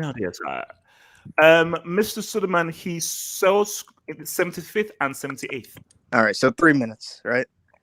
Yeah. So are we saying Giroud surpassed Messi's goal tally in Liga within 3 minutes? I know he Is that what we're saying? Wow. Is that what we're gonna say? Jeez. Guys, low Messi, man. Low Messi. Speak on it, Suleiman. Honestly. I'm not That's a goal. That's a goal. No, he just scored a goal. Suleiman, I mean, that's low. That's I think Messi have 3 goals. Don't Messi have 3 goals in Liga? I think Jamal, he doesn't have 3 goals. He doesn't. Hold on. I mean, he doesn't. Suleiman, that's a caution. Is that whistle That's broken? Why does it sound like that? Look, I don't want to. If I do, my neighbors will probably. So, Suleiman, that's a caution. Suleiman, that's a caution. That was on uncalled for. Why would that be a caution, though? I'm just. Suleiman, it's a caution. That was uncalled for. That's a caution. So continue. But that was uncalled for. Besides that Messi fact, we're just gonna ignore that. Great game by Giroud. I mean, we all know he has these moments within him that he becomes absolutely brilliant. But I still don't think that Milan have like the consistency to win the league. I think Inter will slightly have that advantage. But I mean, if HH is saying Inter is going to win it, are we sure Inter's going to win it? Because HH is backing them. But it's hard to say, man. Serie is very exciting this season, the league race. But yeah, I still have Inter winning it. You know. Wait, has anybody watched Titanic? No. Then you wouldn't get this comment. I get it. Listen, if you see Titanic, then you say, "Wow, man, that's messed up." Oh, that's messed up. Basically, if you see the movie Titanic, then you realize how messed up that is. Miss B, that's messed up, bro. Miss B, that's messed up. Actually, I've seen it, but I just don't remember. I remember some chick getting naked. Yeah, I mean, I don't want to ruin it for people who haven't seen it and everything. So, but if you've seen it, you get the reference. Daniel, talk to me, man. You see, Giroud's one of those interesting players. See, I've never really agreed with the whole. It's fun to call him a brick, but I don't think he is one. Giroud's problem is kind of like Lukaku's in the sense of what Gatlock was talking about earlier, where like his mind has the capacity to think of things, but his body is almost not capable of completing them. But unlike Lukaku, Giroud sometimes can complete like the spectacular. So like the goal against Southampton comes to mind, obviously, like the scorpion kick that he did against Crystal Palace with Arsenal. Like Giroud can get into weird positions and he can contort his, I think he's probably 6'4", his frame to do wild things. And I've always maintained, if you took Giroud's top 10 goals and that's all you saw of him, and you gave it to some person who's never watched football before in their life or some kid, you could come away with the assumption that Giroud is one of the best strikers of all time. If all you saw was his best goals. So Giroud's in this odd space where if you watch the 90 minutes of the game, you come away thinking like, he's big, he's cumbersome at times. But when he has his moments and the technique works and everything just lines up, the dude is useful, which is why I don't agree with the useful brick kind of thing. Again, it's funny, but I understand where you're coming from.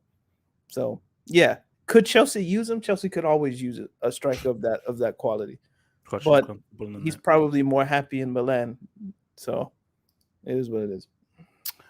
Who else wants to pop in on this whole Giroud thing, man? Just make it quick. Just to, and the reason that he's top in the French goal scoring charts, we have quotas that we have to deal with. So. Oh, Magpies, can you talk about very briefly? Magpies, talk over it. I mean, it's true. Magpies, talk over it.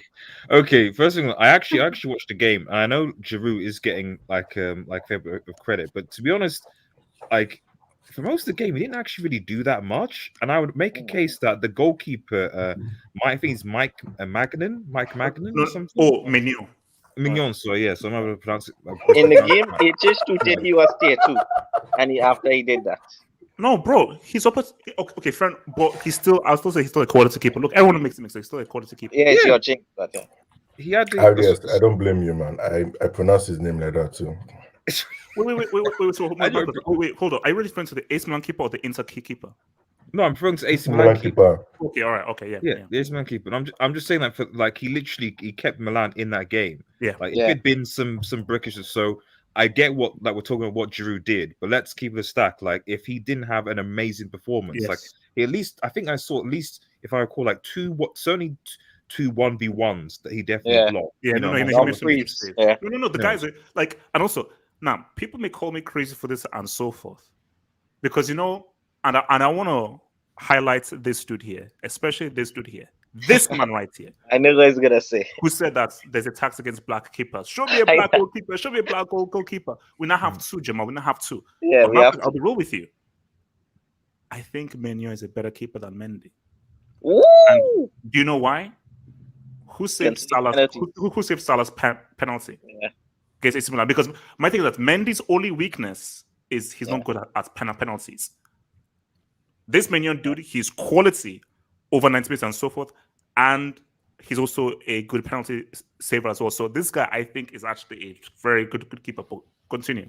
Yeah, no, it's interesting. Just from Milan's perspective, obviously, when they lost Donnarumma in the summer, they're thinking, "Oh my goodness, no, how are Milan even going to be able to compete?"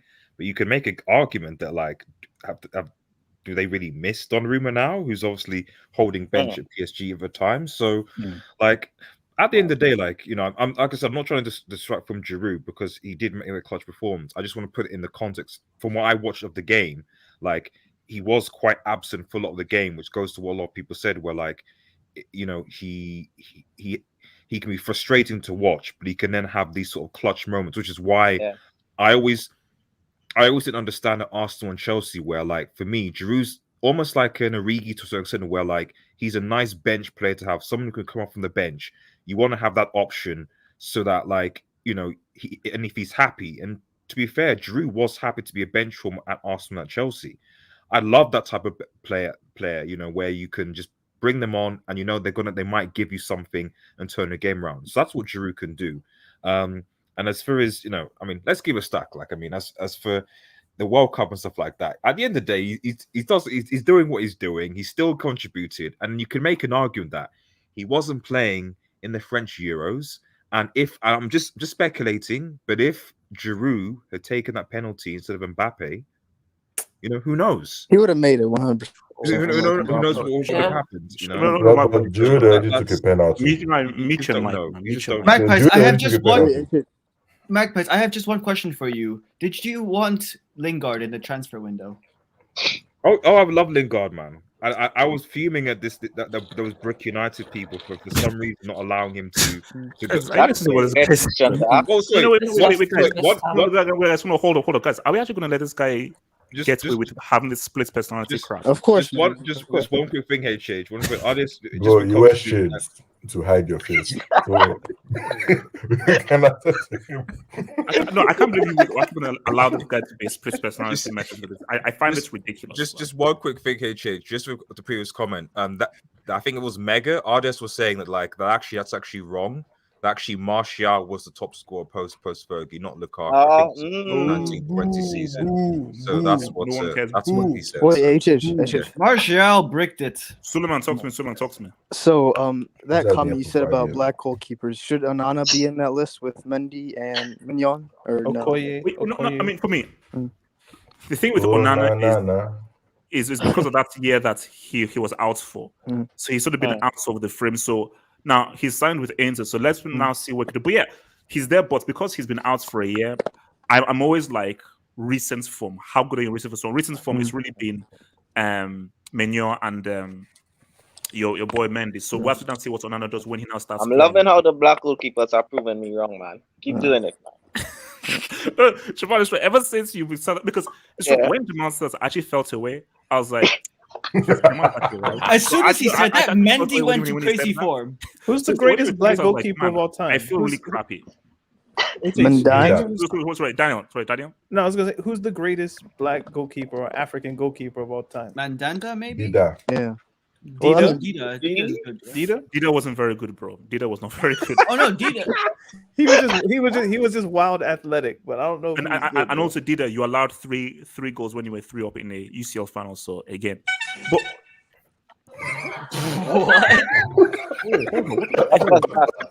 wait, is someone a clown? Wait, I literally heard like a clown noise. Okay, I'll tell you this though. I don't know whether some Nigerians remember way back when Nigeria won the Olympics in '96. Again, I'm showing my age. When they won the Olympics in '96, there was a keeper called relax. There's a keeper called Dosu. I wasn't born in '96.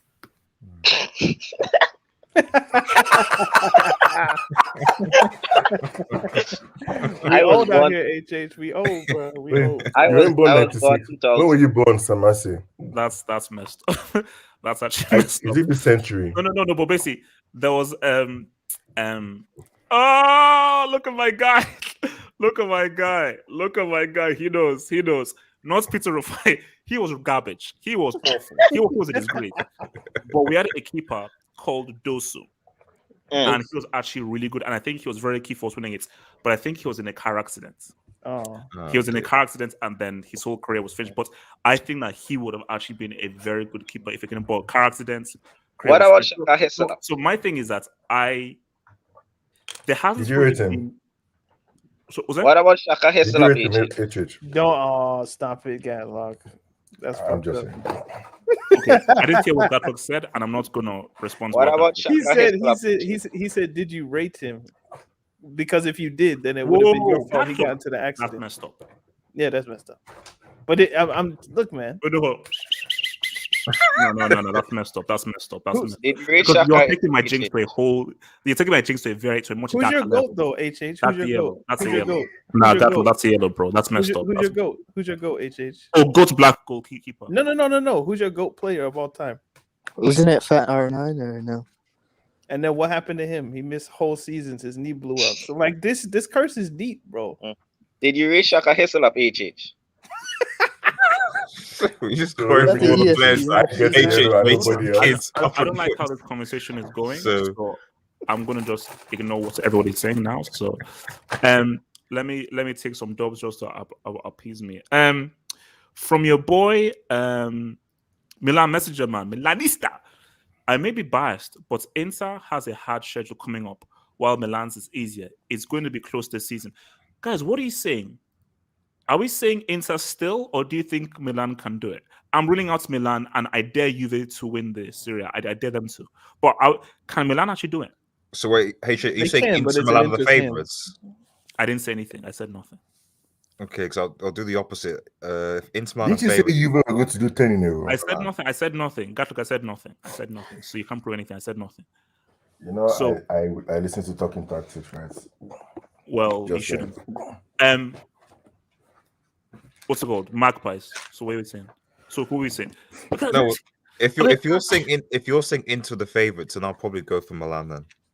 This guy literally said Barcelona was going to go undefeated after they drew against Real Madrid. Penultimate game, Levante 5-4.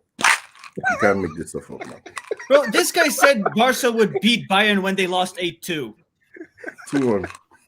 And he 2-1. said City, and he said City are going to meet Bayern in the semi-final. No, Milan the Messenger worst in was when he response- said Croatia was going to win the World Cup.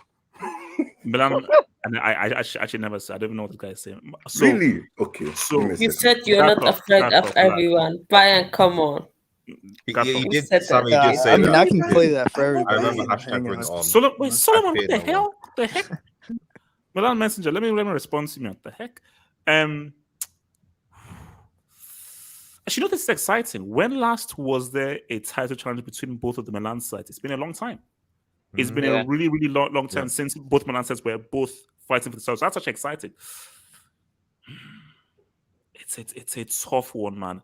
What about Napoli? No, forget those guys now. Forget those guys. So Inter have Napoli in the next game, then Sassuolo, Genoa away, Salernitana at home.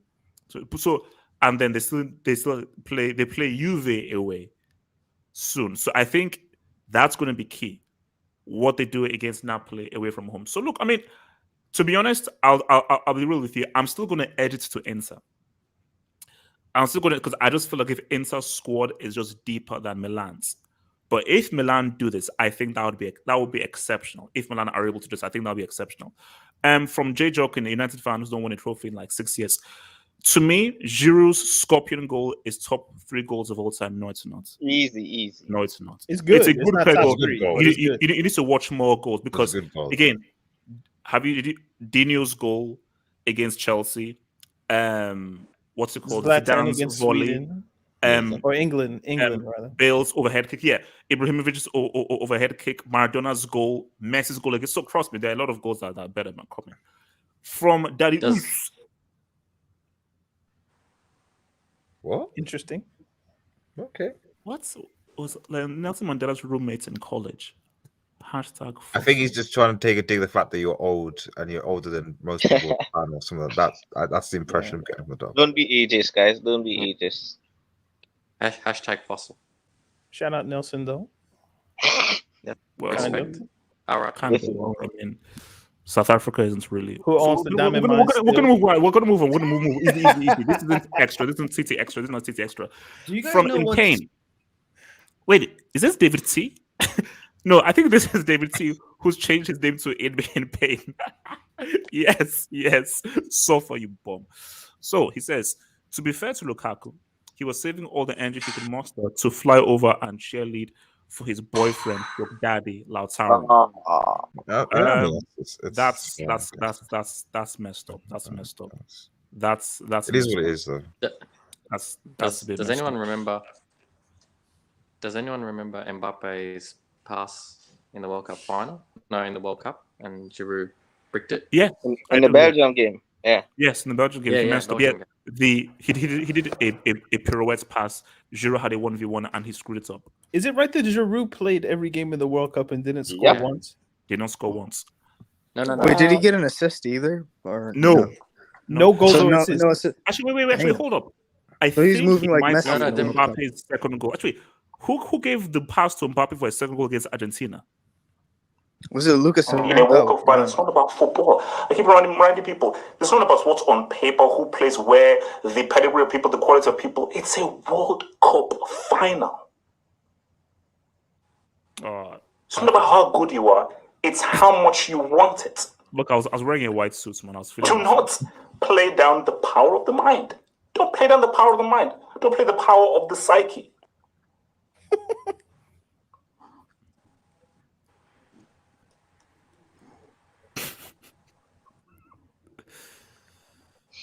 Croatia will win on penalties. This This guy, going man. to penalties. I'm going to say 1-1.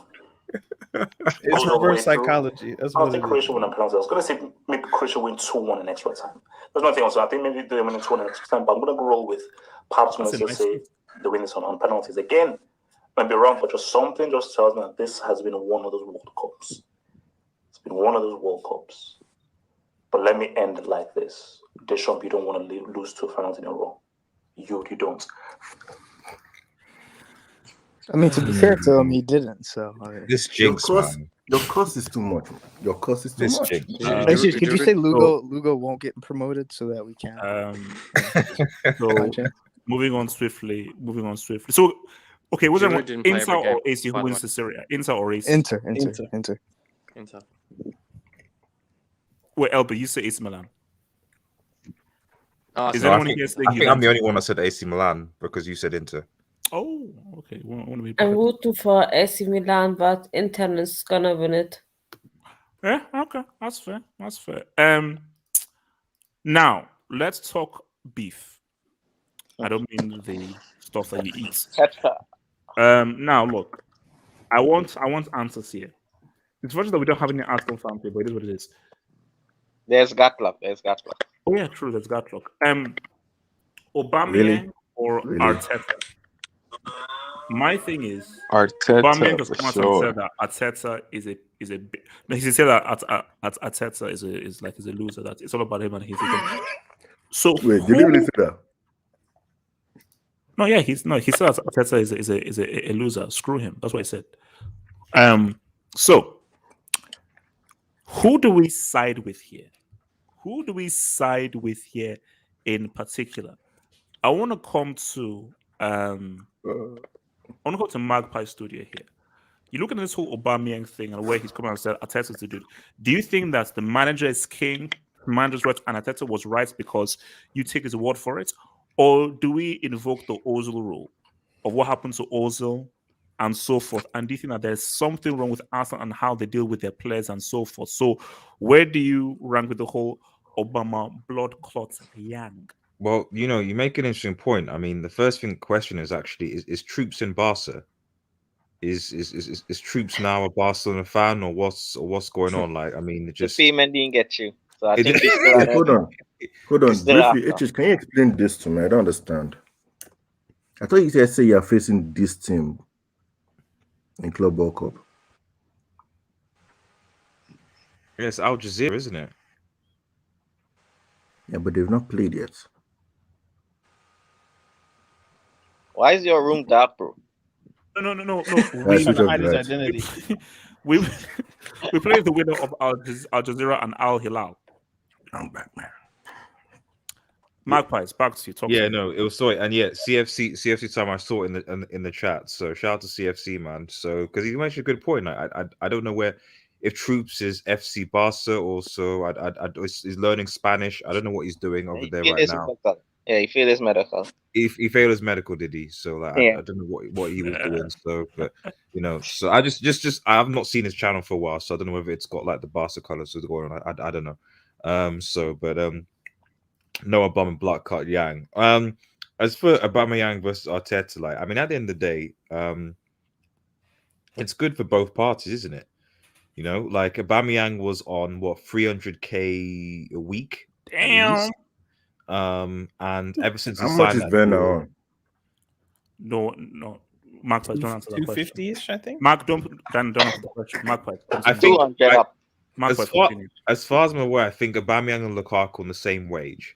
So, stay on topic, please. Stay on topic, please. Yeah, so I'm sorry. Yeah, I won't get. Lukaku's had enough of the damage for a while. So, 270. The fuck out of here. Timo Werner. Yeah. 270. I told you not to Bro, say it. who is this? Sorry, I was on Google. No, look, Werner's on 270 and Lukaku's on 300k, I think. Hey, at least that's 270 gave you Magpie Studio. That's a million pounds a month. I'm start meeting guys now. I'm trying. I'm just trying to keep it, So, what I'm saying is that, like, ultimately, it was Wait, sorry. I'm seeing something. I heard Arsenal still paying Aubameyang's salary. That can't be true. Yeah, they are. Are you sure? Are they? They cancelled the contract. Yeah. No, they can't. They wanted him out so bad that they were willing to pay for it.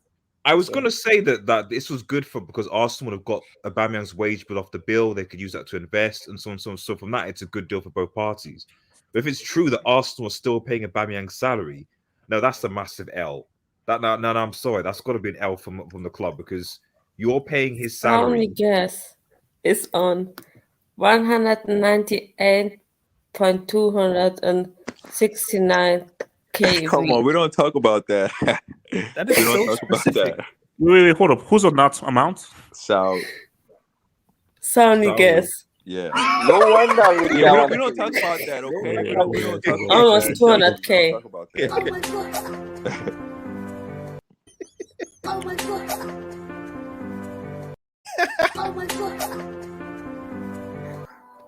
Magpies can To be honest, I think play the that most 200,000 times. people are quoting all this. I think the most shameful thing is actually the fact that Mendy, the arguably Chelsea's best player, is on only 80,000. And Rudiger, how much Rudiger is on? Like 100. Wait, hold on, wait. When did this become like a Chelsea wage thing? Marcus, forget focus on Aubameyang. I'm trying. Right. You just bring it up. Tell Okay, me. guys, Gatlock, change your name. I'm meeting guys, man. Change The your hell? name. Change your name. No, Magpies, no. focus on this. I'm trying. So yeah, so it's news to me that I'm hearing some people saying that like Arsenal have to pay his wage till the summer, which I guess is okay. I'm not sure. All I'm saying is that like if Arsenal have to pay Aubameyang's wages for whatever reason, it's a bad deal. It's a bad deal for Arsenal regardless. It's good for Aubameyang. He gets a fresh start. I don't know what happened with Arteta and Aubameyang. You could make an argument that Aubameyang was being unprofessional at times. You know, he was given more leeway compared to some other players. You know, so. But at the end of the day, like I don't think you can blame either Arteta or Aubameyang for this sort of situation. You know, because Aubameyang was given opportunities, he didn't take them. But he's at Barcelona, and we'll see what happens. Someone's got accused. What's going on? Wait, okay, hold on. What's it called? Okay, Can I speak on this? No, Jamal, you can speak, but okay. That block, you're gonna have to change that name. That block, change the AY and the name. You're gonna change both. Change because I'm not promoting this. I'm not promoting my face and this in there. So you're gonna have to change both. Please change both. I beg you. Change them both. I'm not promoting this on the channel, close. So while he changes that, Jamal, can you continue, Jamal? Yeah. Wait, can I just see the picture on Aubameyang? Yeah. I just want to say that's not his real hair. He actually deep the concept. So that's not his real hair. Like I just want to say. Yeah, he does that. But yeah, man, on this. Bro, you know what? I think Arteta is on that Pep hype. I think this guy think he's the next Pep because Arteta has been at Arsenal for about 2 to 3 years. You know, this guy has fallen out with Aubameyang, Guendouzi. Yeah. I think he also fall out with Torreira, Mustafi. Yeah. I mean, bro, that's 4 or 5 guys. Where is his man management skills? Because it's a worrying pattern. It's a worrying pattern. In his defense, well, yes. those players are shit. So I mean, yeah, true. But Koscielny as well. He's falling out with Koscielny. I mean, bro, this ain't looking good, man. Bro, you're not Pep. You're not Klopp. So Aubameyang is the best striker you have. I don't know. I don't know what the reason is. If this guy has been turning up late for so much, couple of times, like every training session, this guy is late. Fair enough. But if it's just one training session, bro, is it that? We don't know. We have to know. We just don't know. Can Amazon Prime help us? That's what I want to know. Will they show that? What if this is all just for Amazon Prime, bro? Just Jeff Bezos pulling strings, bro. It's gonna be the best season ever. Yeah, this Amazon Prime with Arsenal, man. it's going to be lit, man. No, that Amazon documentary is going to be crazy. Yeah, this is going to be the best one. I wonder if AFTV will feature. Easy. Of course they will. You know, Bob, they have to check for your boy Robbie. Who else wants to talk on this whole Aubameyang? Oh, Marcus, what now? Oh God. Oh, do I want to bring this up? I just don't understand this. So there's Mendy here, who's first team goalkeeper. Wow, bro, come on! Can you zoom? I need to just zoom here. I mean, this is your first team. He's the goalkeeper of the in the World 11, or he's the best goalkeeper. Daniel, what team do you support? I just don't. It's complicated. No, at least Daniel is actually complicated. What's Lukaku's on 3 to Hey, 5? Magpies, what team do you support? I'm a Newcastle fan, bro. Newcastle, man. Oh, really? Newcastle Okay. fan, man. Okay. You know, Wait, like where the fiduciary man was AKA Manchester, basically. HH, if you do decide to make a transfer, all right, don't come to Madrid, please. Like we don't want that jinx. If you come to Madrid, I'm going straight back on loan to Osasuna. Can I just ask one quick question? Why Saul Niguez is Chelsea's 4th highest paid player? We're not talking about Chelsea right now, right? BLM Atletico are crazy. It's just why is he there and Mendy, who's been because so he is BLM tax. Mason Mount isn't even on 100K yet. So just Chelsea are just weird with their finances, bro. And they still have Tammy Abraham on the list. So this might be Be old. surprised if Eden Hazard is still on the Kepa list. gets more than Mendy, who's the first goalkeeper. Penalty tax. Kepa's up here, but Kepa, to be fair, is penalties. Man. No, he's been saving some penalties. Guys, think. No. Magpies, look at the two people that are earning the most. I'm guessing they give them more because of their hair transplants, man. Half hope. You need to reconsider your profession. I'm not reconsidering any. Wait, so are you sure Lukaku? Should that is his salary? So Lukaku's on 325,000 a week. So does that? So how many is that? A million per? So he's 60 million annual salary. He scored And then just 5 divided goals. by his goals as well. The only one that makes sense here is Kante. Per goal or something. The only one here that makes sense is Kante. Everybody else, bruh. Okay, so this wasn't a Chelsea wage thing, so I don't even know why I pulled that up and everything. Does anyone else have anything to say? Oh no! I'd like to say something. If I could say something on the Daniel and then Osasuna. Yeah. I just think it's again just kind of going back to the whole, did Tuchel want Lukaku, all this kind of stuff. I've been saying this on the podcast, and I might as well bring it here. Like, this is what happens when you give somebody the power of a manager. So I think it was Jamal who said, like, Arteta's not Pep, he's not Klopp, he's not one of those guys. He has the same amount of power as those guys. And if you look at the structure of Arsenal, when the Kroenkes bought the club, they had Arsene Wenger in charge. Arsene Wenger was top to bottom. He had so much power. I think the Kroenkes are happy to give the manager as much power as need be. That way they don't have to do kind of the legwork that it actually takes to run a club. So they're just fine. Arteta, I think they signed him as a head coach, and then after they won the FA Cup, they upgraded him to a manager, and now he can basically do whatever he wants, which is why you see him falling out with Guendouzi, with Saliba, with Ozil, with Koscielny, with Aubameyang. Like, he has the power to make the club look how he wants it to look. Whereas if you look at somebody like Tuchel's having to deal with, first he has to go to Czech, then he has to run that up to Granovsky, and then Granovsky has to run that up to Roman Abramovich or Bruce Buck, whoever the case may be. Arteta has the control of that club, and you can let Aubameyang go. You'll even pay for him to go, because I just don't want to deal with his headache anymore, whether he's turning up late or whether he's turning people against me or whatever dynasty fantasy thing you can come up with. No. But my thing though is, why does Arteta hold so much power? Because the owners answer to hold so much power. Because the owners are happy to give it to him, because they don't know how to run a football club. Arsenal is just a money making thing for the Kroenkes, so they're just happy to give it to somebody who they perceive can do a job. Whereas at Chelsea, I guess they want more structure, but the structure is an impediment to progress because the people who have the power aren't necessarily football people. Or they aren't. I don't even need the word necessarily. So, also, so don't talk to me, man. So when it comes to Aubameyang and with Arteta, Koscielny was Emery. Okay. Sorry. Yeah, Koscielny. Wait, was Koscielny Emery? Oh yeah, he was. Yeah, that was 1920 season. No, I'm looking at the comments, but go ahead. So basically, I think Arteta is, as everyone said, Arteta has fallen out with a lot of people. And I mean, there's not really much I can say other that's not really what others have said, except like Aubameyang. I think at Barcelona, I'll just talk about the transfer because I think Arteta really is looking funny here. I think he looks very suspect. Clearly, this guy, he like when you say he thinks that he's Pep, it's really just a thing of like he has Pep's arrogance, and he has nothing. He has achieved nothing. How? Right? No. What did he contribute to Pep's successes?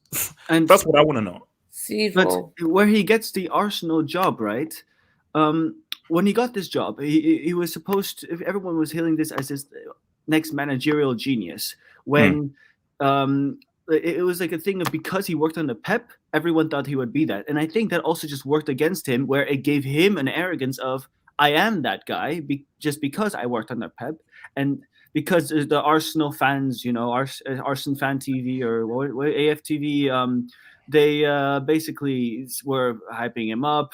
Everything was saying that he was going to be the prodigy of management. He thinks that he's the guy, and he still does.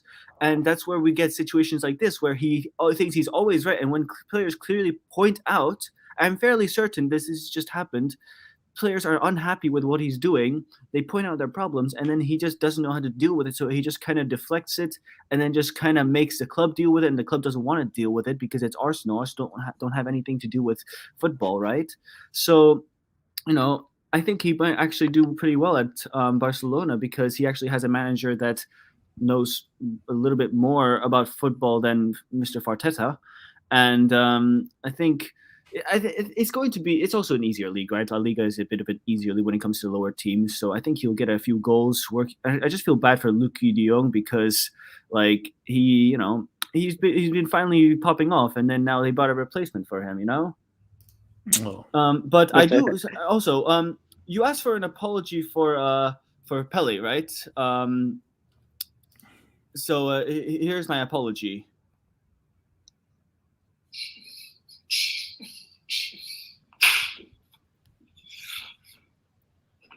I will never accept any more sick slander. Did you see the run?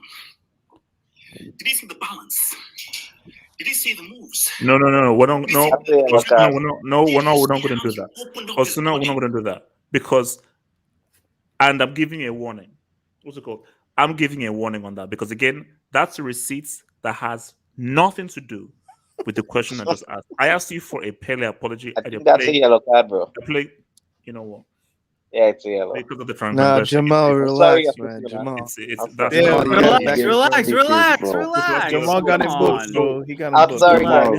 Jamal, snitches get stitches, bro. I'm sorry. On the yellow. So we have Suleiman, Osuna, and Gatlock are all on the yellows right now. No, I got a caution. I didn't get a yellow. Relax. I got a caution. Somebody got booked. I forgot who got booked. I didn't get booked. That was the horseman. Yellow cards, the horseman wait, hold on. Gatlock, who has been booked? Who are on yellow cards? I thought that was and Suleiman and caution. Jamal and me are yellow. How I get a yellow? Yeah, Jamal, you got a yellow. For what? Giroud being a horseman? That's what I said. Yeah, no, you said something messed up that I thought. Yeah, Giroud is a horseman. There you go. So yeah. And I think Gato, you're on a yellow as well. I know, that's what I said. Me and Jamal. Yeah. All right. So are we all done with this? Can I bring one last point? Suleiman. Do you think that the fact that Arteta has won more trophies at Arsenal than United in the last 6 years, do you think has it gone under the radar or no? Bro, Arsene Wenger has more trophies in the last 4 years than United. Wait, Magpies, didn't respond to that? What Suleiman just said. I thought United won in 2017. Mag. Sorry, I wasn't. What's going on? You want to reply to what Suleiman just said about how Arteta has won more trophies than United in the last six years? By the way, of course this is karma for Uncle Mo. Also, go on, something. I'm going to talk to you. Go on. Mag. Oh, me? Yeah, of course he's won more than Newcastle United, obviously. I just want to add one more thing to this. That's everyone knows, of course. Yeah, sorry, go on. Yeah, and guys, his man-manager skills are really bad. You know what? I don't remember what happened with Thomas Partey. Didn't this guy fly this guy from Cameroon to play a game? Yes, and also that was funny. wait, private jets, yeah, private jets. and when Tabati was injured in the North London derby, didn't he push Partey on the pitch? Do you guys remember that? When Partey was injured and he literally pushed him onto the pitch. Oh yes, yeah. Yeah, It was that was a derby though, wasn't it? Though. Yeah, against Tottenham. So this guy, he's not a manager, man. Look. Arteta has a career because of Pep. He has a career because he put out cones for Pep. That's how. And also Pep vouched for him. Basically, Pep finessed Arsenal. Because guys answer said, wait a minute, Pep promised us that this guy is a genius and this guy was a major contributor. Pep finessed Arsenal. So yeah, from your boy Nemo, thank you for the dub. Doozy made fun of players in the locker room. Or Oba was getting special treatments from Arteta. LT said he was homesick and didn't want to play. Well, I think that's Lucas Torreira. Now, what proof do we have that Guendouzi was actually making fun of players in the locker room? We need proof. We need had evidence here. It's an Athletic report, I bet. Yeah, how well should we really believe that? Ornstein isn't he the guy who? Yeah, well, I don't know. Like, so all because his name is Steam doesn't mean that he's his. Hey, easy. Oh, wait. Are they paid? Don't get whoopies. Don't get whoopies. Oh yeah. Sorry. Yeah. So Athletic, that's true. It's true. Steam is my guy. Consbro, that's fully true. Wait, can we delete that? Yellow card. So Nemo O says he didn't follow us with Saliba. That's a lie, and he wants to come back. And the Athletic reported he's still in Arteta's long-term plan. So yeah, look, if the Athletic reported that it's true. All right, so isn't Saliba the one with the D pick? The what? Excuse me? Oh, I wasn't not the one in the video with. Okay, just no. Yeah, he did a mad somebody video. whipped something out in a video. Okay. I said no. Guys, what video is that you're talking about? Something on Instagram, apparently. That might be all right. Fats. Wait. Okay, so that's Fats Tony DAMICO. Mario. Demaccio.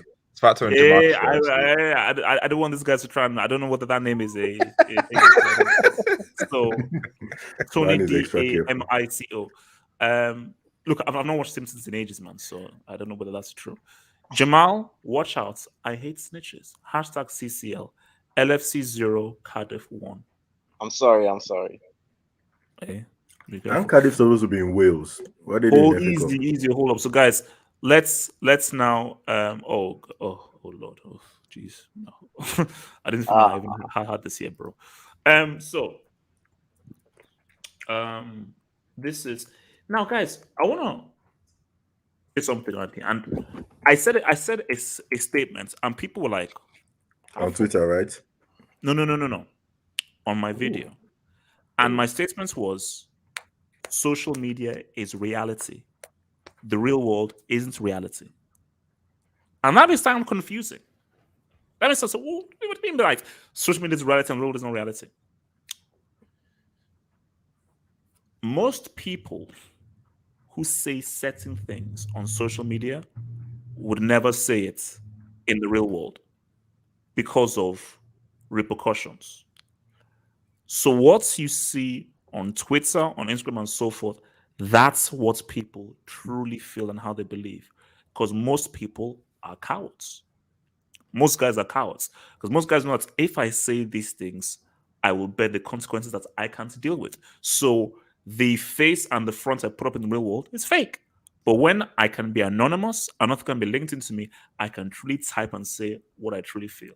And that's how we have it here with a man here, Elanga. Because my thing here is that racism is not going to go away.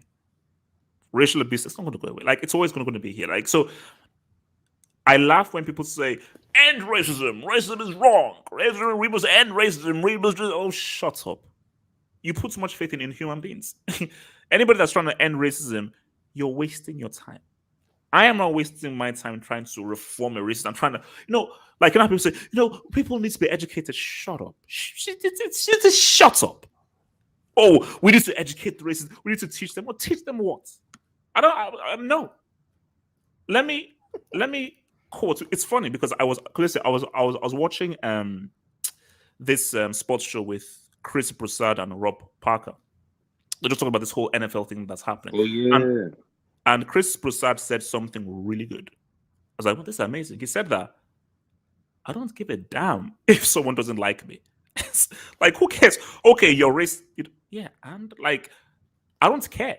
What I care about is if this racism is somehow hampering my progression and hampering my career, then it's an issue. But some guy holding a business, I was like, I don't like, who cares? So my thing about the racial abuse that thing he has, of course, look, Elanga, he's young. He's of course United through and through. He's come through the academy, and that would hurt, as we can see from this image. Like, it would be painful because I'm sure that he would feel responsible for United going out, even if he shouldn't. The man to the right is responsible, and Bruno Fernandes for missing an open goal. Those are the guys who should feel a lot more responsible than other senior players. But it is what it is, man. So I don't even know how to even comment with this one. But let me come to Magpie Studio, who's obviously linked to RDS. Your take on this racial abuse online, because it's funny how people are like, oh, we know there's going to be racial abuse and that's what's going to happen. I mean,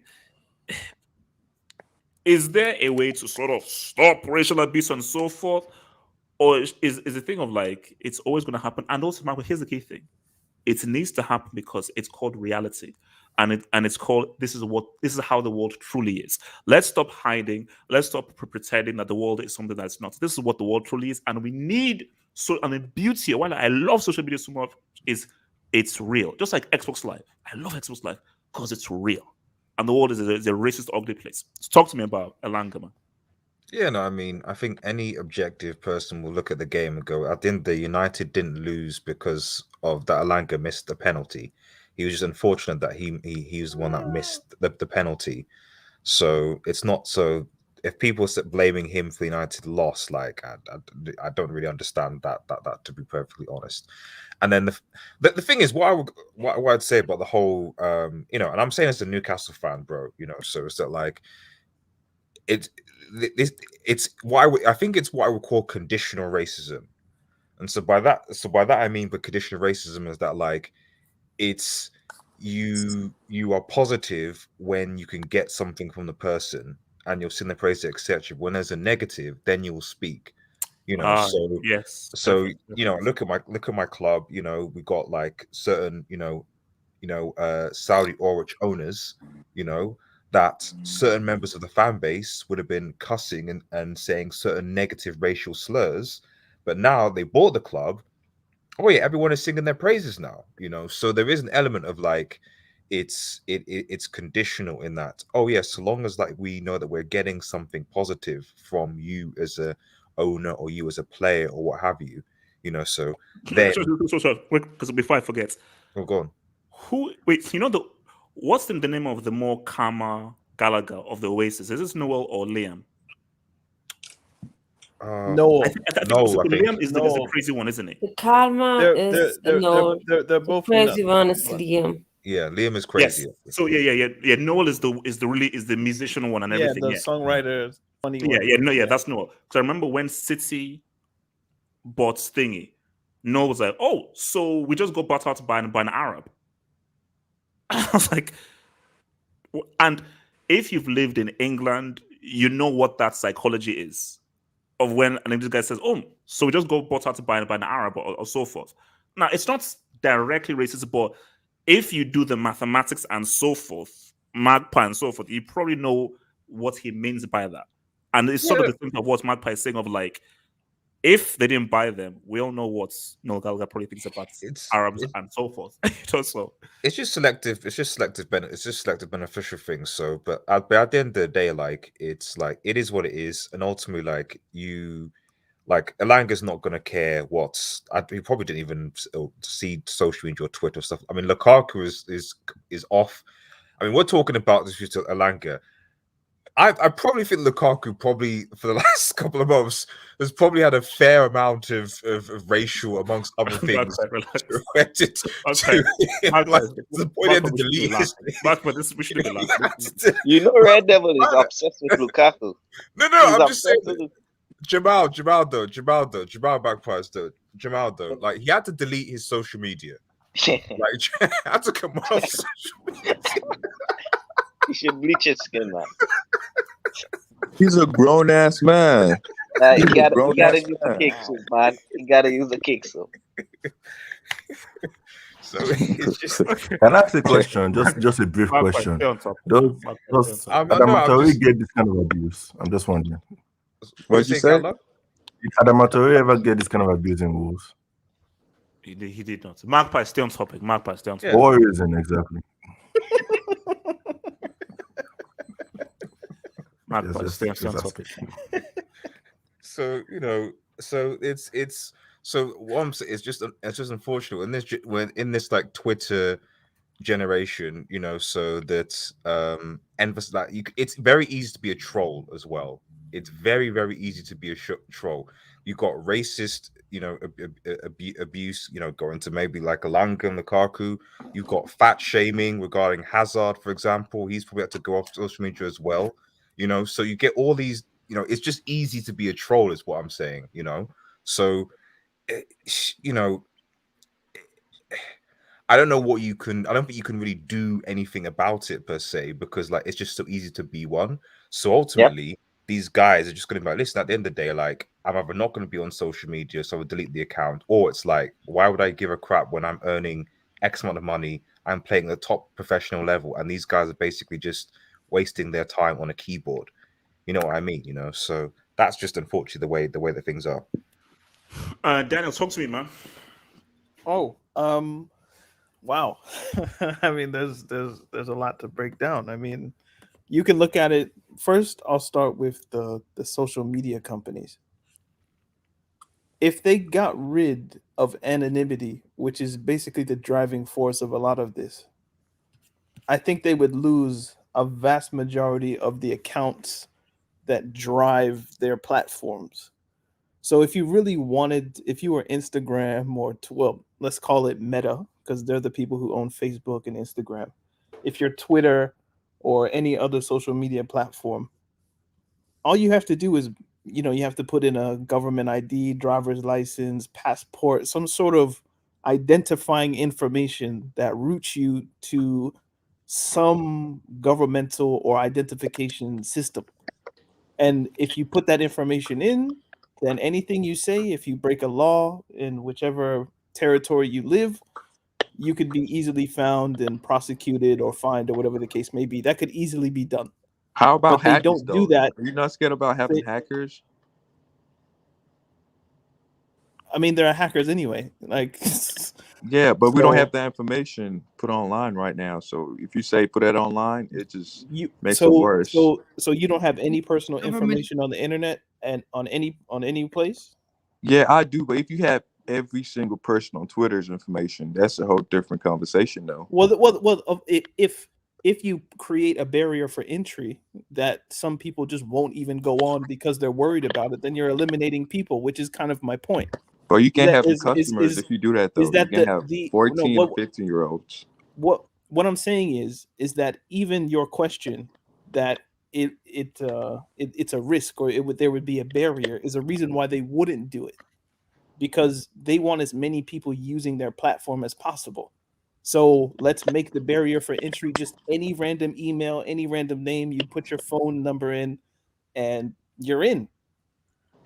And there's no identifying information about you, because most people aren't calling Elanga crispity, crackety, crunchity, whatever's using their real name and account. You just wouldn't do that because it would come back to you. And I think somebody said, a lot of the accounts are just people begging for attention. Well, that's another thing as well. Yeah, I mean, it's fake accounts. It might not even be United fans, just people who are like, I can get a few 100 likes by saying some risque, whatever the case may be. On a footballing level, when Magpie says Elanga didn't lose the game. I mean, he did. He lost the game because he missed the winning penalty. Like he's not the main reason. Obviously, you can look at the Ronaldo penalty. You could look at the goalkeeper not saving any in the shootout. Like it sucks that he took the penalty that was the deciding or just last moment. Abuse comes with anything you do publicly. You know, if you get on Twitter and you say that's a bad miss, he could have done better, etc., etc. I think everybody would say that's fair game. Like, yeah, he should have not spied the penalty. Can I ask you a question about that point? Did Chelsea lose the game against Barcelona in 2009? Bro. Yes, they did. Okay, that's fine. Just a quick question. So, yeah, go on, Dan. Go on. Why does it just look like he's in an interview? That's not the yellow. They didn't advance. Let Dan down. They lost. Like, well, I don't This man looks like he's in an interview. He's asked me like 5 questions already. Where was I going? They lost. Like he did lose the game, and abuse or just criticism is part and parcel of anything that you do publicly. The problem is his blackness doesn't have anything to do with him missing a penalty. But that ties back into the original thing of people will want attention. It's easy to just abuse somebody based on race because you know that's kind of I don't know. Very quickly though. Very quickly. See, my thing though is this: is that as much as I do agree that some of these guys are trolls and so forth, some of these guys are United fans, and some of these guys maybe hardcore United fans, and based on their anger and frustration, they're like, "Nah, this blah blah blah." No, I was going to get there. Like part, and this is my last point. I don't want to. There's a bunch of us here. Like people attach themselves to things that make them feel good.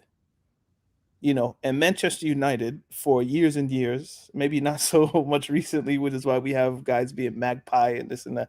But Manchester United has been something that you can plug into every week since Fergie time, even before, and you know that they're probably going to win the game and make you feel good. So anybody who comes along and ruins this thing that I've attached myself and given my heart, my money, my whatever to, if you ruin that for me, you've wronged me. At least this is the perception, is that you've done something personal to me. It's not just a sport. You're ruining my life. You're ruining my day. When your team loses and it just ruins your day. Like for me, I've tried to detach myself from Chelsea because I don't want that entity to have so much power over me, and I can't control what those dudes do. It's not FIFA or anything. Like if I lose in the game, it's me. If they lose in real life, I can't do anything about that. But I can see how people watch it and think, nah. He did this to me. It feels so visceral and personal that just lastly, the attack to that visceral response has to be something of equal measure. And the easiest thing you can reach is race, especially if it's black or the person is black, rather. Jamal, talk to me. Yeah, man. It's sick. But before I get into that, how we're talking about this whole racist thing, it reminds me of a point your friend used to make, HH. I think his name was Javon, when he said every white person is racist, they just have to be locked. I just remember that. That was a brick point, man. But yeah, that was it. But it's sick because I was watching live streams in the penalty shootout, and everyone said, don't check your Instagram or your Facebook. I mean, everyone knew what's gonna happen, man, and it's just sick. And I think he studies it because I think Red Devil says it doesn't bother him, bro. If you miss a penalty and you check your Instagram and you see all these monkey chants and all these things, it's gonna affect you, bro. Oh, for sure. Yeah. Oh no, I didn't. I didn't say that. It didn't affect him. It's like I gave the Lukaku example. Lukaku is completely deactivated his social media because we're talking about Elanga. Lukaku's probably received considerably much more over the last probably 2 years than Elanga has, and he's literally just sort of starting. It was more just saying the fact that like it was more of an option. Like either you can deactivate or ignore social media, or just respond in a way that's like, listen, I am where I am. It is what it is, and then leave it at that type of thing. That's what I feel. Sorry, go on, Jamal. Yeah, and that's it. I don't want to get too deep into this pause, but bro, the knee. I'm not saying Zaha is right, but you know Zaha don't take the knee again.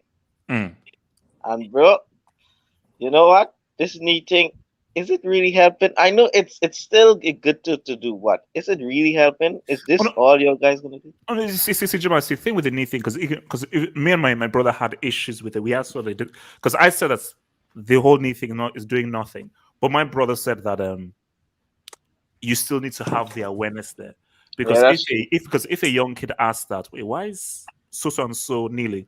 He's kneeling because of boom, boom, boom, and that thing goes through. But my clear point is that you're never going to solve racism. Is not going to get solved.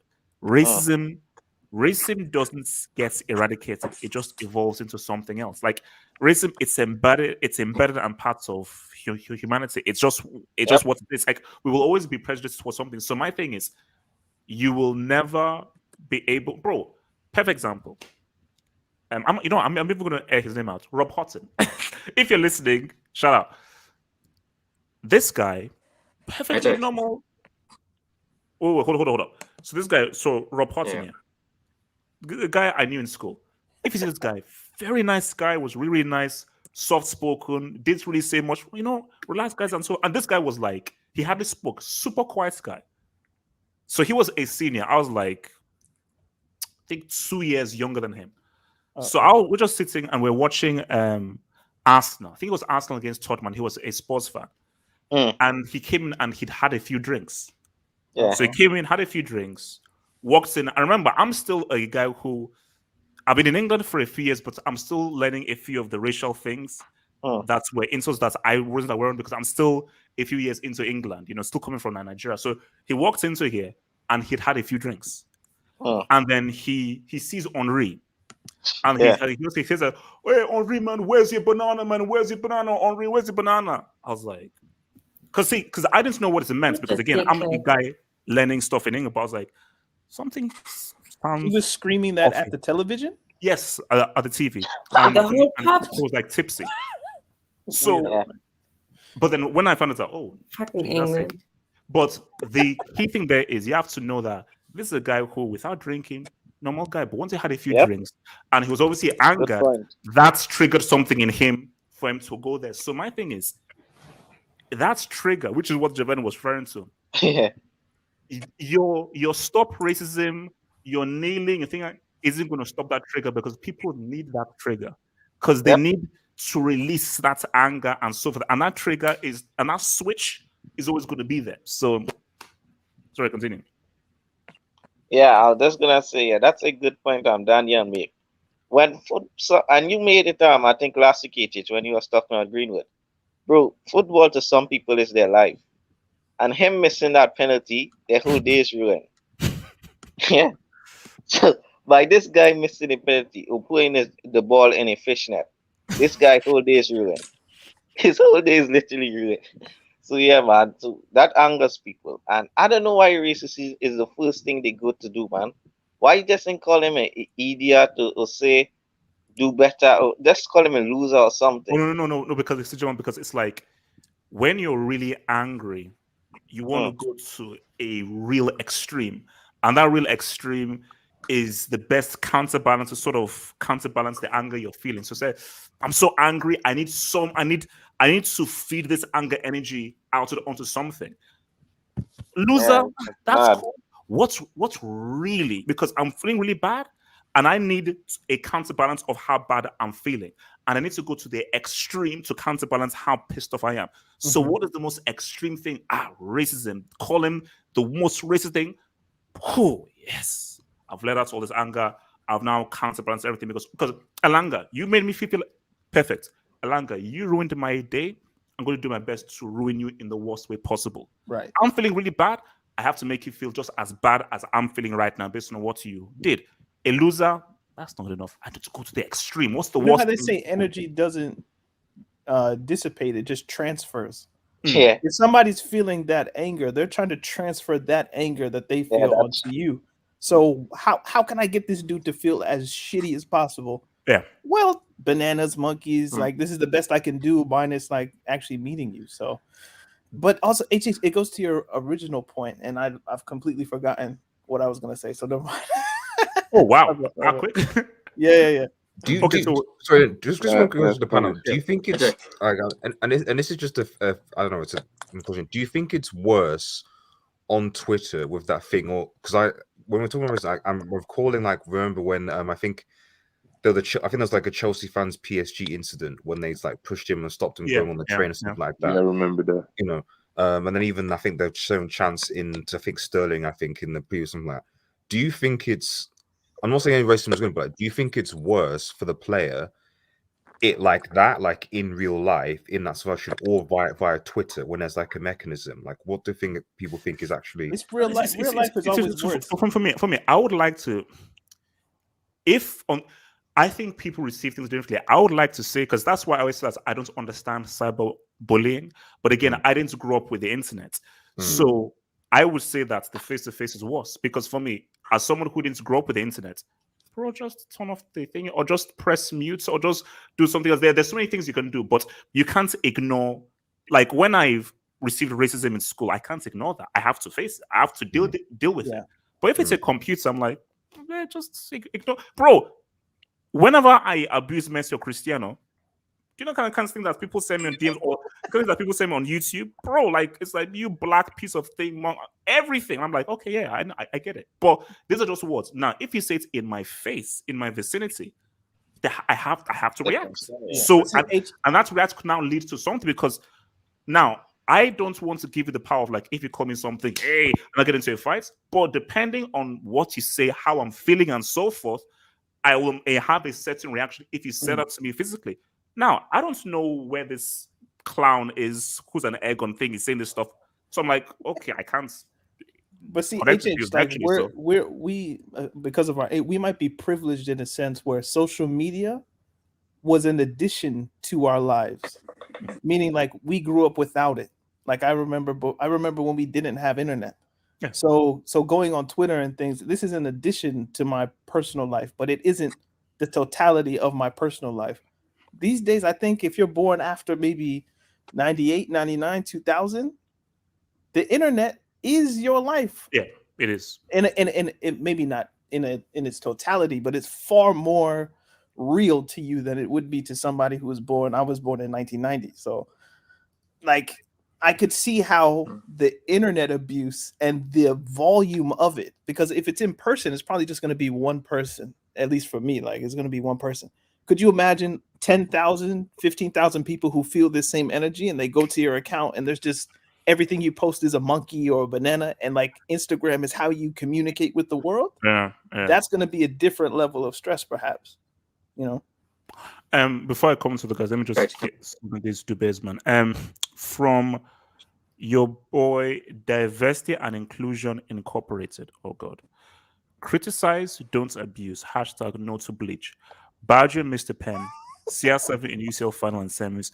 Messi in semis and final. Lukaku Super Cup. Bex, Juan, King, Lampard, Juan, Kerr. Well, diversity and inclusion, thank you for that, bro. Thank you for that. I appreciate the illumination, my shot. And also great logo, by the way. That's an awesome logo. Even though I don't think black and white will make, but you know, it is what it is. Well, mixed race, you know. So in pain says Elanga is just 19, came into the team this season. Tell that to the psychopaths, and he's been playing well. You know, did he score the winning goal on one of the games? So who else wants to speak on this? Can I speak on this? LB did say he would say something. Just so Suleiman then Barris. So I caught the game late. It was like late into extra time, so I wasn't aware of the Cristiano miss beforehand, and the Bruno. Obviously, I found about his open goal mishap on the Hangout, but I was watching. Competed again, bro. No, I was so they were really good penalties. Like, that's a bit off topic, but I think one of the players that was playing for Middlesbrough, was it Sol Bamba, I think his name was, who was playing for them. So, and then I think Fred also took a penalty for United. Who else? Like, all the black players, whether they were United or Middlesbrough, I was just praying, please don't miss it, man. Because, like, we all know this was going to happen. And it feels inevitable at this point. And I just think it's something that these companies, I mean, they're not willing to deal with for some whatever reason, but I think it's in their, I think it's in their hands, whether to, like, look, Daniel's point of saying, just like, in order for them to, like, sign up for these apps, that you got to have, like, personal information in there and stuff like that. So yeah. And one point real quick, somebody in the chat was wondering if you guys did a Barcelona Atletico preview. Are you guys doing it at the end? Yeah, towards the end. We'll do towards the end. We'll mix with thingy. Yeah. Hey, Josh, can I go next? Because I don't want to go. I shouldn't. I mean, because I did say Barry, then I'll come to you, LB. So Ooh, Barry, he can go first. He can go first. Okay, LB, go for it, LB. Oh, thanks, Barry. So I just want to say, look, when people go to watch the football, you know, they watch the best of one nation or best of one club against the best of the other club. You know, it's elite sport. It's not stand-up comedy where they have the right to heckle and abuse the players. You know, I think, you know, giving it, like we call it, sort of sledging here in Australia, sort of like verbal intimidation, trying to sort of put the opposition off their game. It is the most overrated aspect of any sport. And I think for people who feel that they have the right to go to sport to abuse, you know, the opposition, whether that's, you know, racially abuse or, you know, speaking about family members or religion, it just really makes me sick. It really does. In terms of the people who've mentioned it via social media, I mean, it's easy for them just to sort of, you know, type in a message under like a fake account. But I think, you know, more needs to be done in the, not just, you know, football, but the world of sport, like suspensions and lifelong suspensions for spectators to be able to actually go and watch the games. I think there needs to be more of that because I know, here in Australia we have Australian rules football where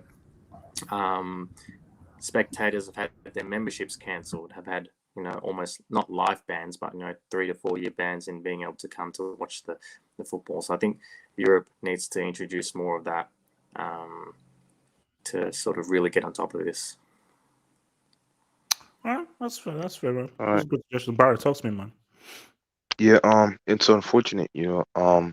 Obviously, when I see a black player taking a penalty, I always wish that he scores because you already know what's gonna happen. But when it comes to racism and everything, when people say, "Oh, we're trying to end racism and everything," unfortunately, it's not gonna end because it's a cycle of hate, and when it's been going on for years and years and years, it's always gonna affect another people again and again and again. So it's just the reality that we're gonna have to face, unfortunately. But for the hate, like, I come on these hangouts and I call Cristiano Pendulo sometimes just to troll. I don't take it personally. I never take it personally because I do have a lot of respect for the person and the player and everything because he sacrificed his life for our entertainment and for success of the game. So yeah, but for the hate, like, I never tried to take football too seriously because I don't want it to affect my life and everything. These players don't know me, they don't know all of us, so you're just gonna have to carry on with your life. And the hate, like,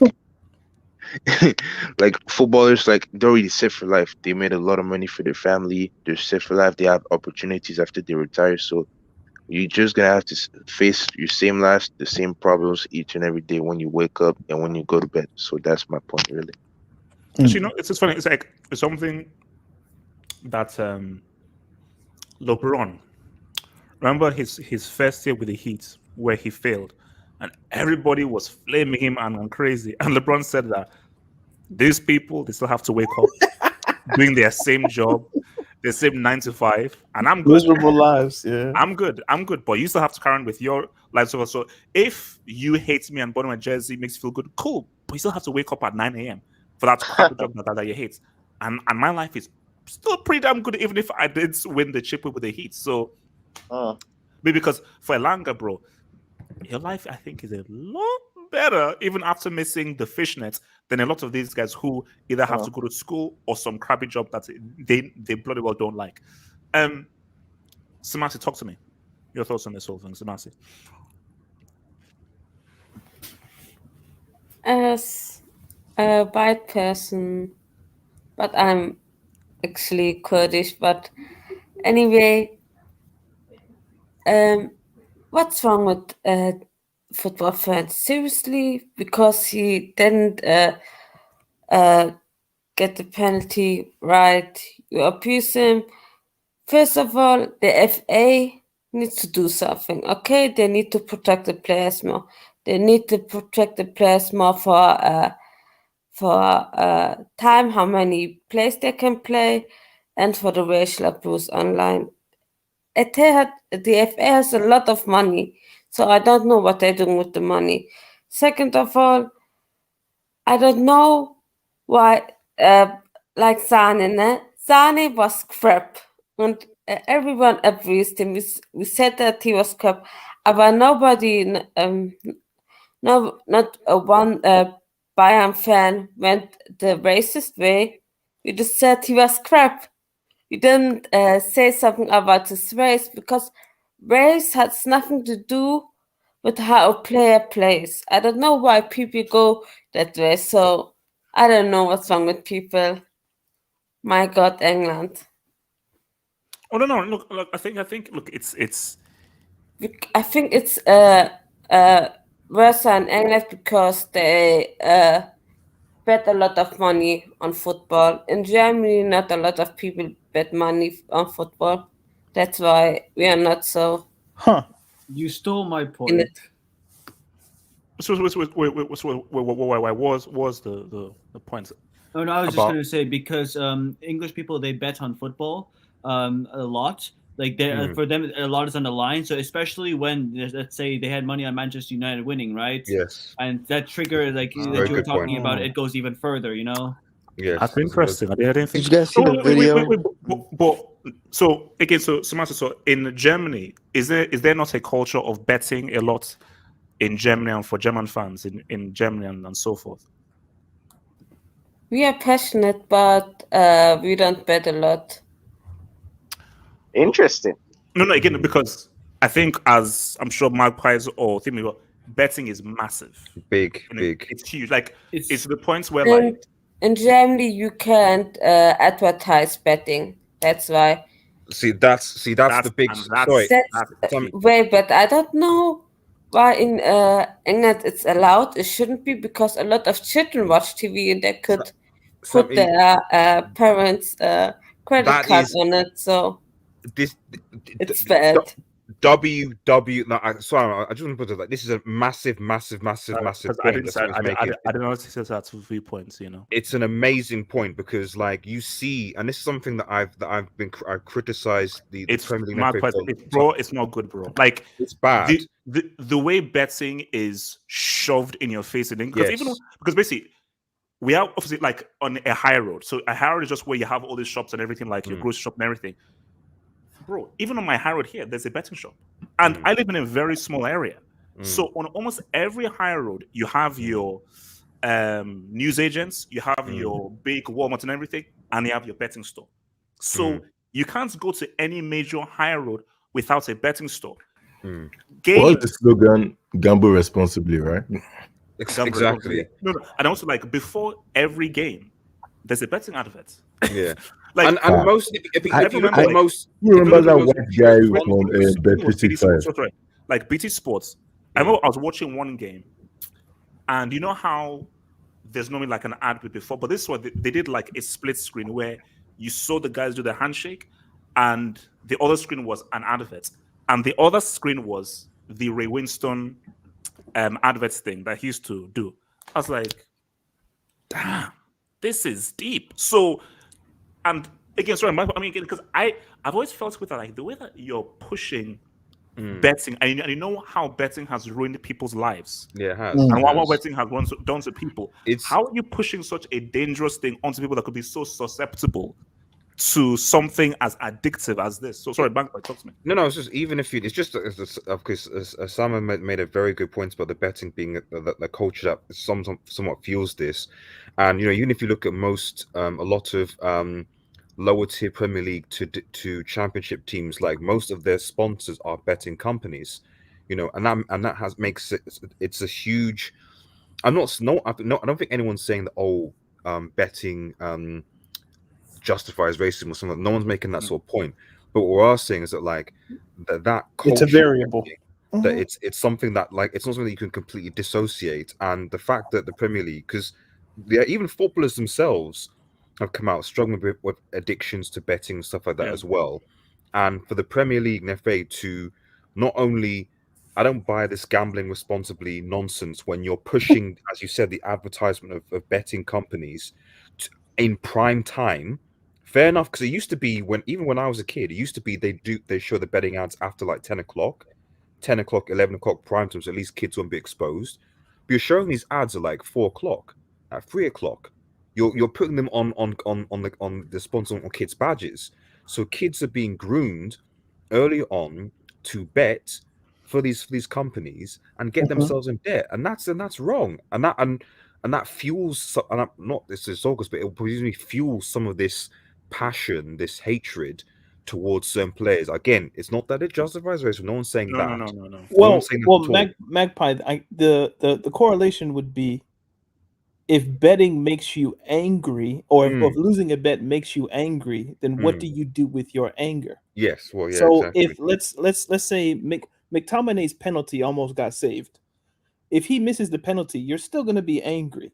But the way you display that anger to McTominay isn't going to be the same way you display it against Elanga, because Elanga is black. So it's not that betting creates racism, it's that betting creates anger.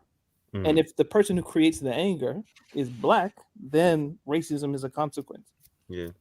For some people, not as a hard rule, but yeah, I was also just going to say, adding to that point, all these football YouTube channels even have advertisements for betting companies, so it's so big. It's the betting advertisements in England, and it's like the credit card advertisements in America.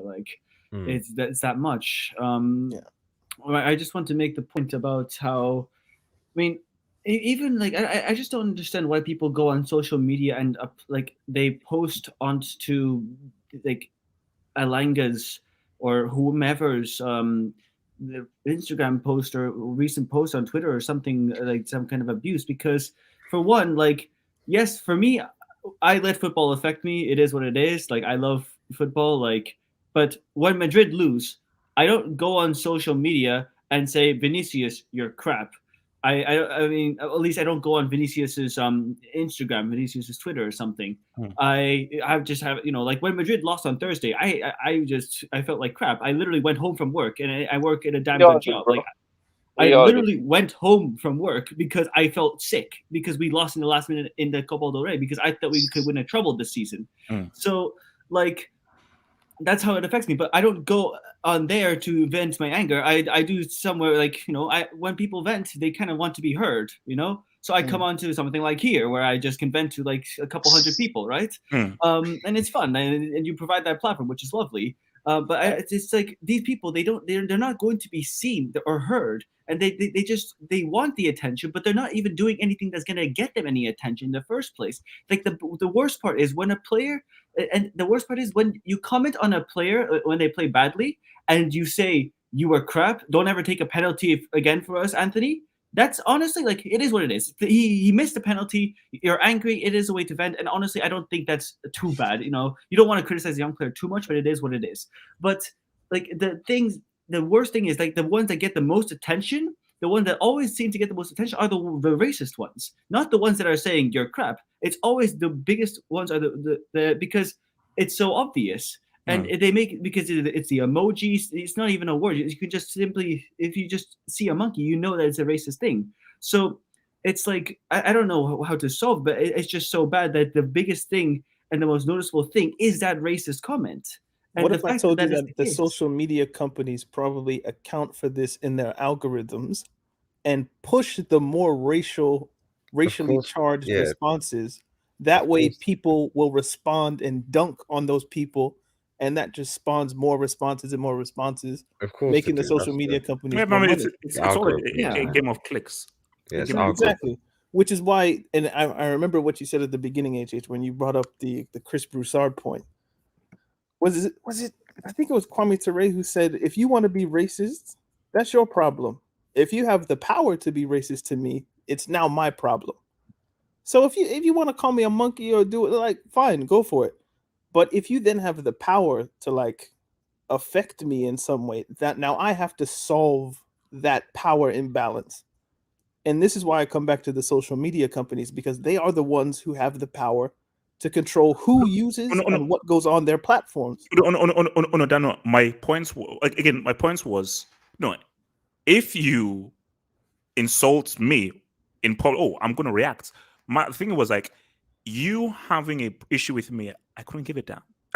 in the privacy of your home or so forth, I don't want to help solve your racism. No, please be racist, because I don't care.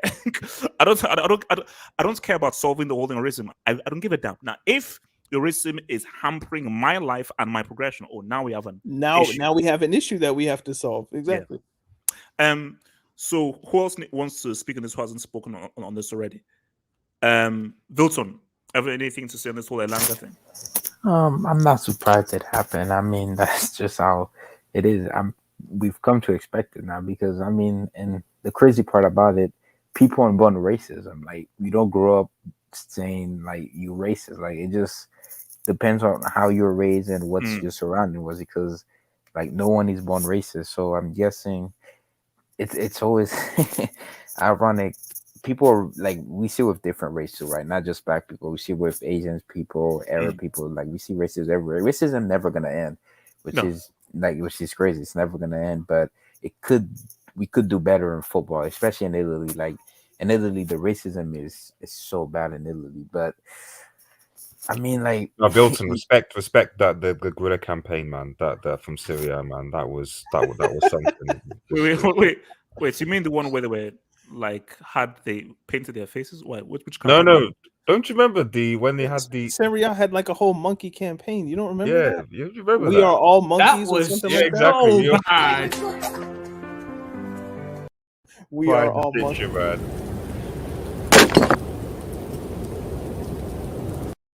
But remember, there was one in La Liga. I can't remember the team, when one of their players was Oh racially yeah, and they they basically all painted all their faces black. yeah. Vilton, please continue. Basically, football is not the arena to solve It's not. racism, bro. It's not gonna happen here. Basically, football is like a very immature child. Don't expect football to do no. Vilton. I mean, as a player, to be honest with you, like, for example, Balotelli, I would say he was kind of mentally weak, but that's not his fault though. Like if you see 100,000 people shouting at you, monkey, it affects you. They even tried to make it look like the football goal.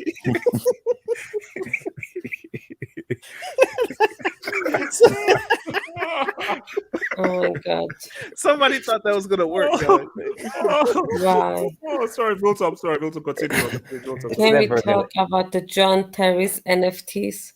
1 billion. Oh my god! Why John Terry? Why? Look. It's never gonna end. Jonathan Terry. Bill, continue.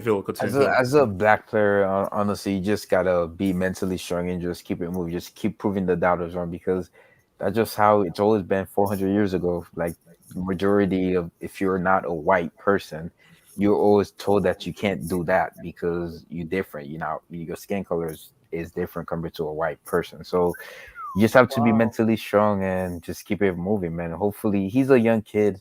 I hope he's a young kid, man. Young kid. I like, just stay away from social media, but it could also fuel him, because we've seen it with different players. Like, for example, Kevin Durant is one of those players in the NBA. When you talk trash to him online, Well, I wouldn't recommend. He has a burner account.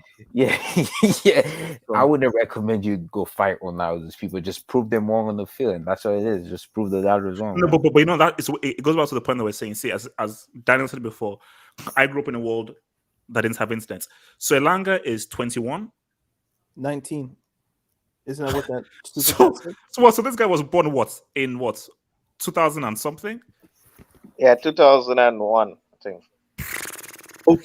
2002. So born in 2002. So basically, He can't be born in 2002 if he's 21, because I'm 20 now. He's 19. He's 19. Oh, he's 19. Okay.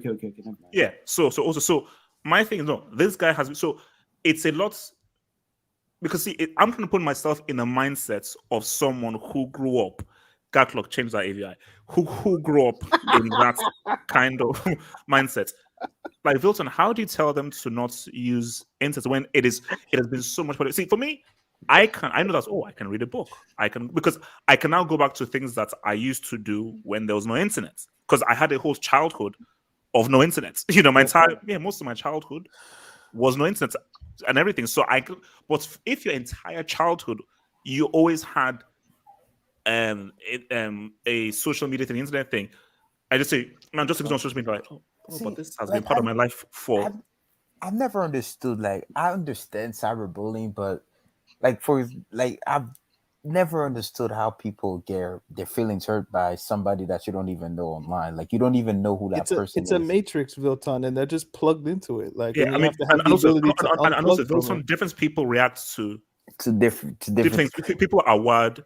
It's true. For me, cyberbullying doesn't make sense, but it is unfair for me to put my personality and my emotions onto someone else. No, HH, do you know what? Like, it even for me, it hurts. Like when people get in my comments and they say mean things, or like I do feel a way, but I realize that this person is just trolling or they're trying to do something to me. Like I have the wherewithal to know like it's not that deep, because my background doesn't come from being on Twitter at like 5, 6, 7, 8 years old. But kids these days, they do. I don't know if they have the ability to backtrack and be like, the funny thing is that, like, sometimes I show some of the stuff, because I'll never show it to my mom because my mom will just panic. But some of the insults I show to my sister like, oh man, what the hell? Like, man, you better be careful and everything. Because for me, I've built such thick skin through so many years of doing this that I've grown so used to people racially abusing me when I say a football comment that they don't like. Like through the years, bro, the amount of racial abuse guys have said, like if I just say anything about Cristiano, guys, monkey, black piece of look at this, everything, because I just said Cristiano in that great. So, but I've built such a thick skin that I welcome it and I find it funny. But if I show it to my sister will go crazy and freak out, and I'll never show it to my mom because my mom just say, "Okay, come off YouTube." No more YouTube for you. Solutions though. Look at what. Oh, sorry, Jamal, go ahead. No, I was just gonna say zoom in and got blocks. I told him to the side chick. I told him to change him, man. No, is that great one? And the number 69. I just noticed that for the first time. That's crazy. No, I forgot what I was going to say. Wow. Oh, wow. Okay. Let me just take some quick dubs here, man. So from Rory Jennings, Lampard, beautiful. Donny, Dele Alli, Juan, HH Clown. Let's see what he does in the league. And I want Lampard to do well. I actually want Lampard to do well. But let's just hopefully. Everton played good. No. Hopefully Everton can stay up in the league. Hopefully, that's what I say. Chris says, shout out to Uncle Silas Nwankwo. Never say never. We're going to deal with that. That's unacceptable. We're going to talk about a friend.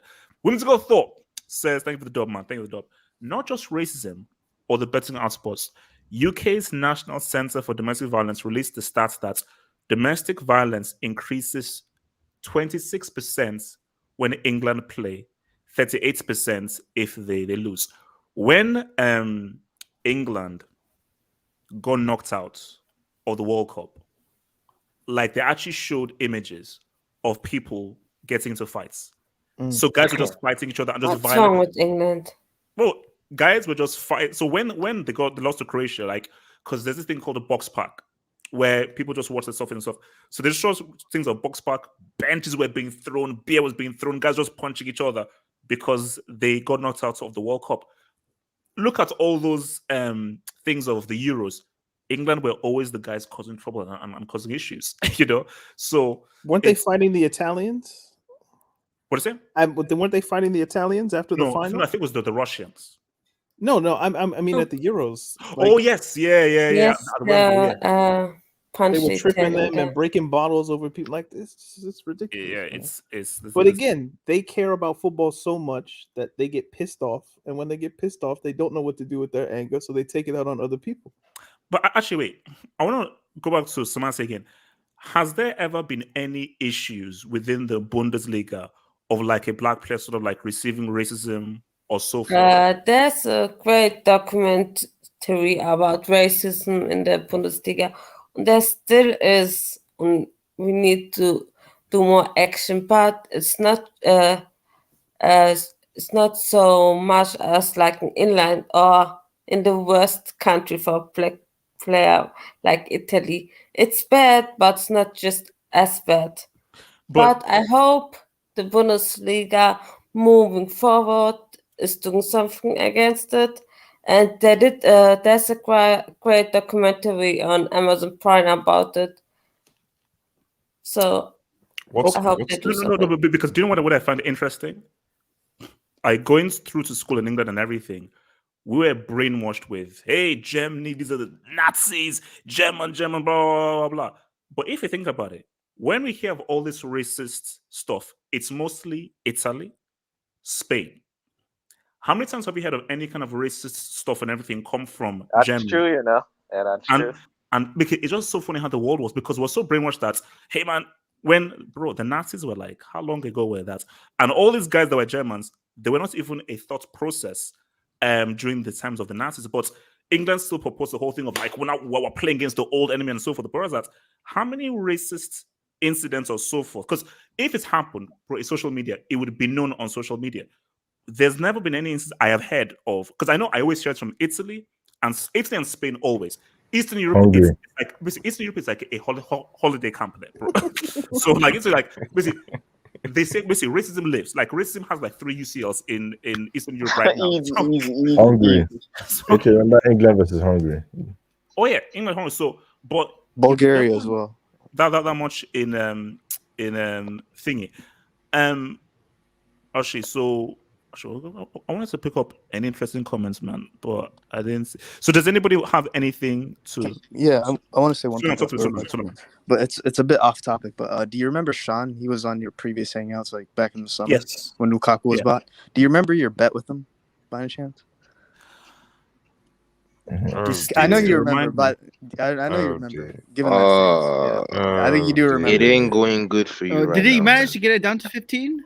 No, he got it to 18 because at first it was 20 goals and now it's down to 18 goals. I know it was 20. I thought it was what was? Oh god, was it Lukaku's goals? Yeah. Yes. Yeah. And you bet in the season or in the league? All comps or all comps. All comps. He's gonna get there. Are we sure about that?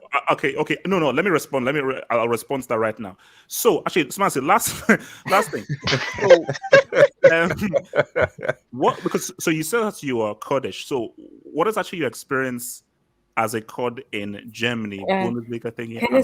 You have to look always what is seen as an immigrant and an outsider in your country. In Germany, a black person is not seen much as an immigrant as a person of Turkey or of Kurdish descendants because of they brought us in Germany for labor. We were there as Gastarbeiter, they called this. That's why we see more racism towards Syrian immigrants and so on. But we have to say we have a good immigration process, I think, because my parents come here. We got asylum, and then my father had found work, and then now everyone, my sisters, has had a very good education and so on. I think the immigration system in England is not as good as Germany, and you have more opportunities as an immigrant in Germany as in England.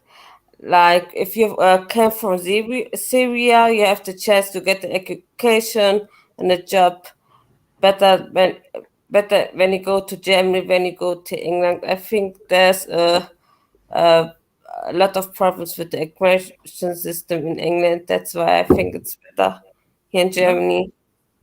And shout out to Angela Merkel, who offered all the Syrian immigrants a chance when nobody wanted them. Shout out to Angela.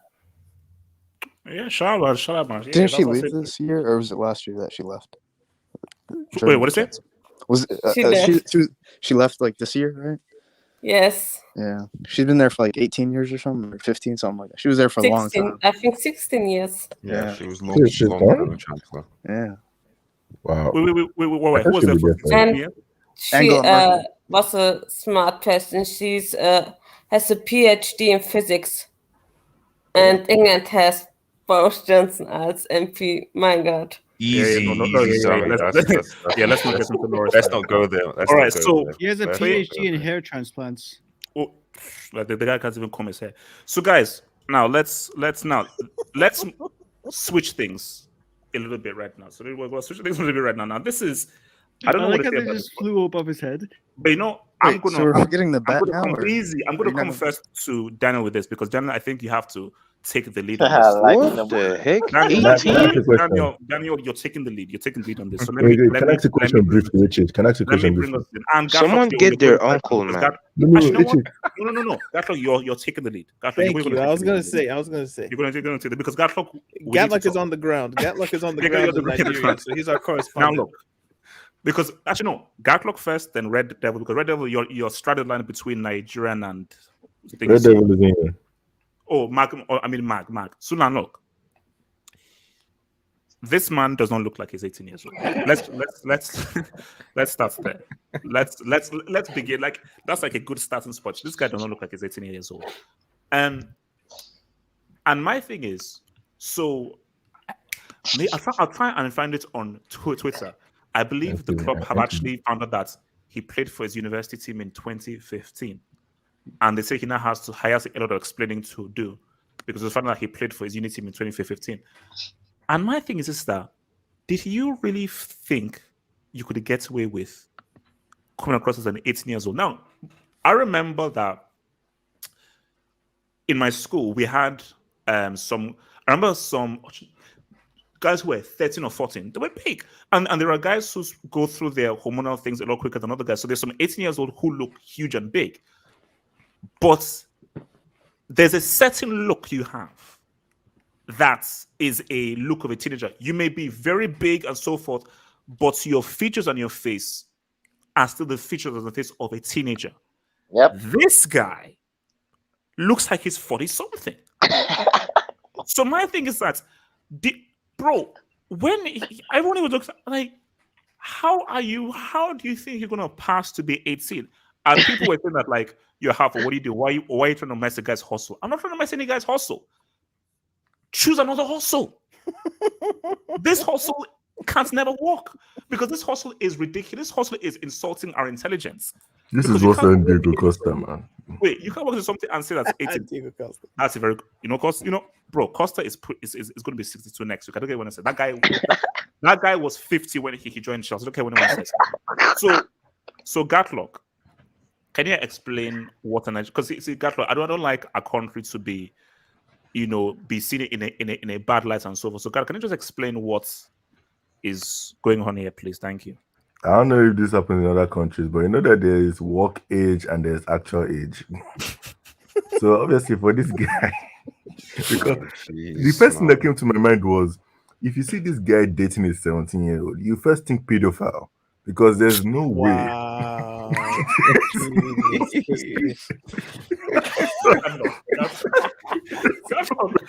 Gatlock, you're gonna have to relax. Gatlock, you're gonna have to relax. Gatlock, you know what? Gatlock, you're gonna have to relax. Gatlock. What did Gatlock say? I didn't hear it. Telling Gatlock to relax. Gatlock, you're gonna have to just relax. Continue, relax. No, because I'm telling you, if you see this guy close to like his little sister, I think that's his daughter. There's no way that this dude. There's no way this dude is 18. Because, bro, I'm already trying to keep up with age nowadays, especially with Asians and whatnot. I'll tell you that I'm 32, but person's 50. Nah, bro, like this is out of hand, man. So this guy this guy looks like, no, I'm sorry, this guy looks like somebody's pastor. Like,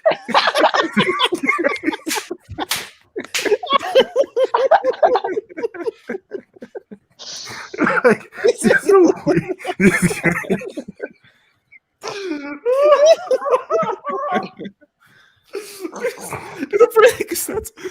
You know, every single if you ask every single person, everybody has their own personal pastor. it's like your masseuse. Everyone has their pastor. Like, bro. I'm sorry, man. I don't understand, man. Like, seriously, you can't tell me that guy's 18, man. He has no look of an 18-year-old guy, man. I know he has a little beard. See, Gatlock, if this guy said he's 26, I'll say check the certificates.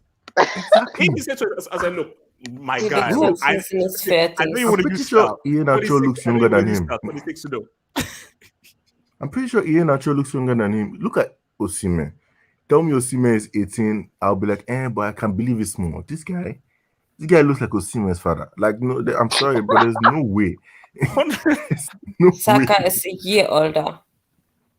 No.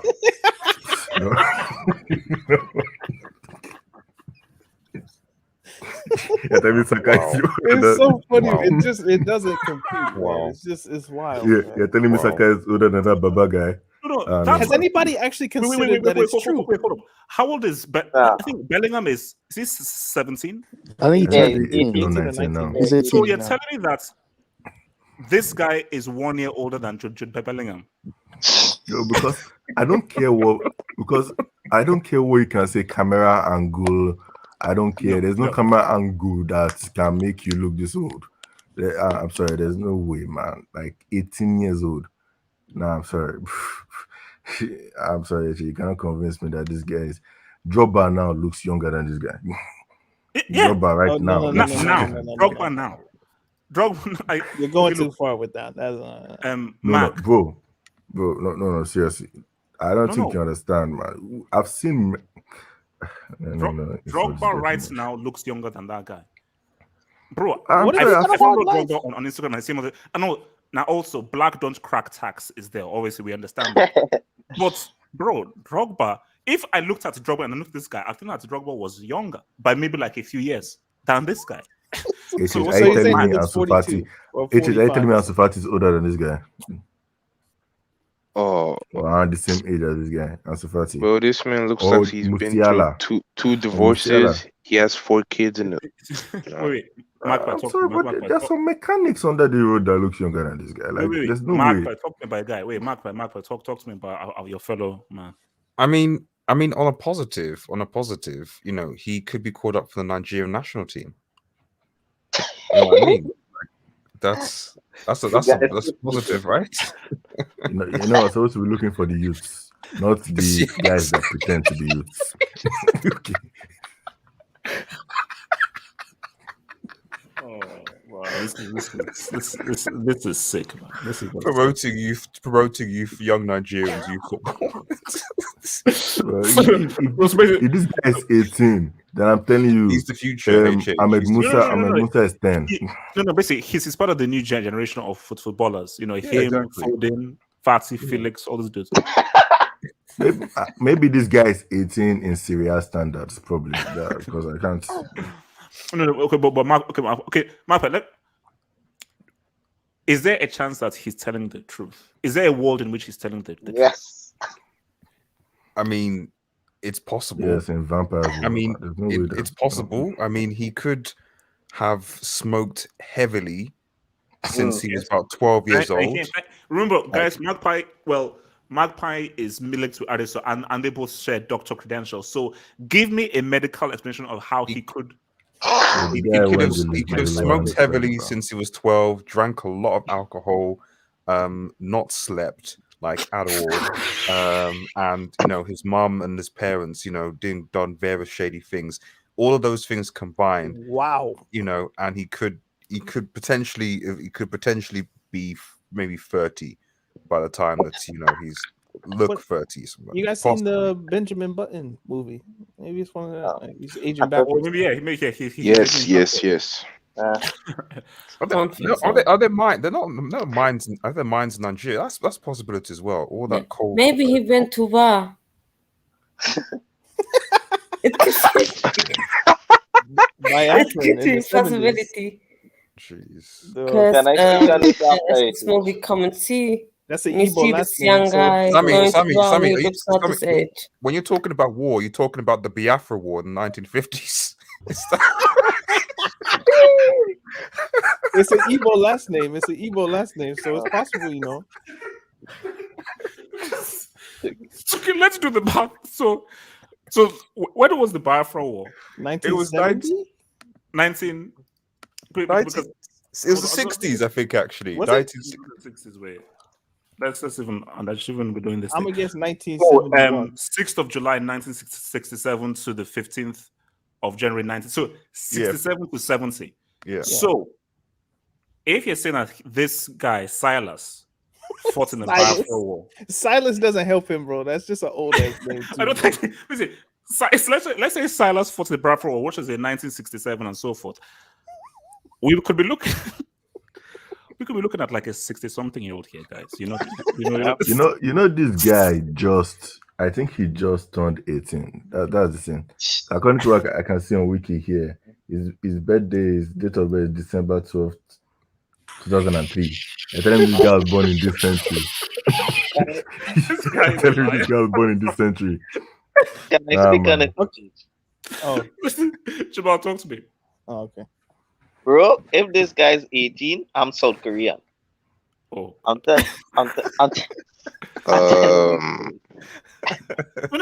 So let's say Silas Nwankwo, born 12th of December 2003. Never. Wait, I'm older than this guy. He said never. I'm older than this guy. That's funny. This guy literally have two children. He has an ex-wife. He has a stripper. You can This check the guy- Bible part on it. Let me send This you the guy's at least 45. HH. Do you remember the dude who played for Napoli? I think his name was Joseph Minala. You got to look him up. Yeah, I don't know. Oh no, because I remember there was a guy that went to Lazio. Yeah, that's what I'm talking about. His name was Joseph Minala. Can you pull up an image? And there was a thought that because HH will show you the evidence. He looked. Wait, I saw. Was it Joseph Minala? Minala. Minala. And oh god, it's not that funny. I'm just saying that it could be a case of this where it's just like the dude just looks older than he is. Oh, so it was proven that this guy was actually the right age. Yeah.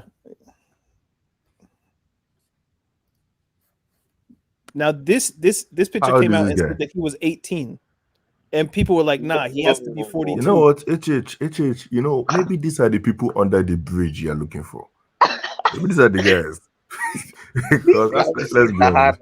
These are the guys that have seen Like, life. bro, They've the seen Italian 90 years Football of life Federation had in to 18 come out years. and confirm this guy's age, and that this is probably him closer to now. So I mean, he looks younger now than he did then, which is weird. But yeah, it could just be one of those things, man. Like, who knows? Nah, these are definitely people under the bridge, man. Let's be honest. I mean, Genetics are a weird thing. Now, Silas, I don't believe you, but I'll give you a slight. Can you look at my picture? And how old is this? He's the same age as Musiala? I don't think so. You see, that's my thing. If you're saying he's the same age as this guy here is the same age as this guy here, you were having a laugh. guy looks like his grandfather, man. Do you know what messes it up? I tell you what messes it up. You see, that's Minala pick. Normal. It's the smile. Yeah, That's not the that's not smell the of an 18 years, 18-year-old. man. It's the haircut doesn't work. Yeah, the haircut, the smile. I'm like, no, I know that smile because I've seen that smile from many uncles in Nigeria and so forth. Matlock, tell me you don't recognize that smile from some uncle or from some workers in Balende or so forth.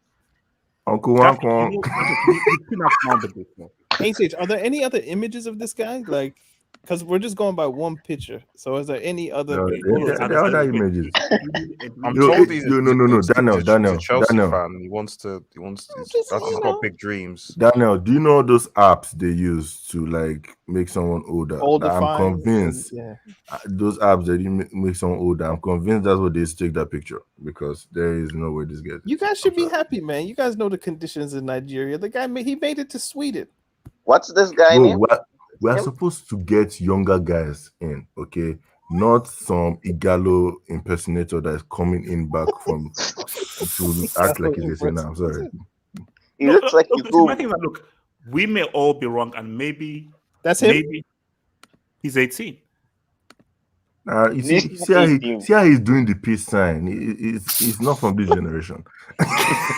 He looks younger in this picture. Yeah, I mean, he looks 20. That's his problem, bro. He looks 20 something. Yeah, that's what I'm saying. It's like if he 26, I'm like, you look a bit old for 26, you know. But 26, okay. 18, you're taking the pick. But we could be wrong. But that would be such a big lie. There's no way you think you could get away with that. That's my only thing. It's like it would be such an obvious lie that it must be the truth. Like the Sweden football people, they didn't think of this. Like he looks a bit old. Like 18, are you sure? Like they're not going to do the tests. You know what I mean? So okay. Now, I'm going to pull up this comment. Oh shit! And I don't know how to take this comment. So okay, I'll just pull it up, man. So you guys, African football is a pandemic. Gabonese player was born 4 years after.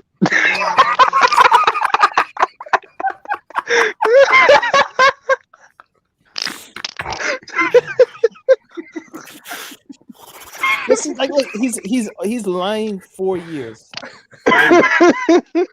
We're saying this guy's lying about a decade. Like he looks 28 and he's claiming 18. Oh dear, man. Like how many? Don't say anything. I think we figured out why somebody Aubameyang can and Arteta have blow problems whistle. now. Yeah, no. Chris, that's a red card, super chat, man. That's a red card. Half Hope's ex baby mama. At least he looks longer than you, HH. Where's your hair? Are we sure? Okay, I'm gonna ignore that from the I'm gonna ignore that. Thank you. Ben Schmidt. This guy makes guys, let's be real. Costa was, and I said this back when all the way through. I said Costa is lying about his age.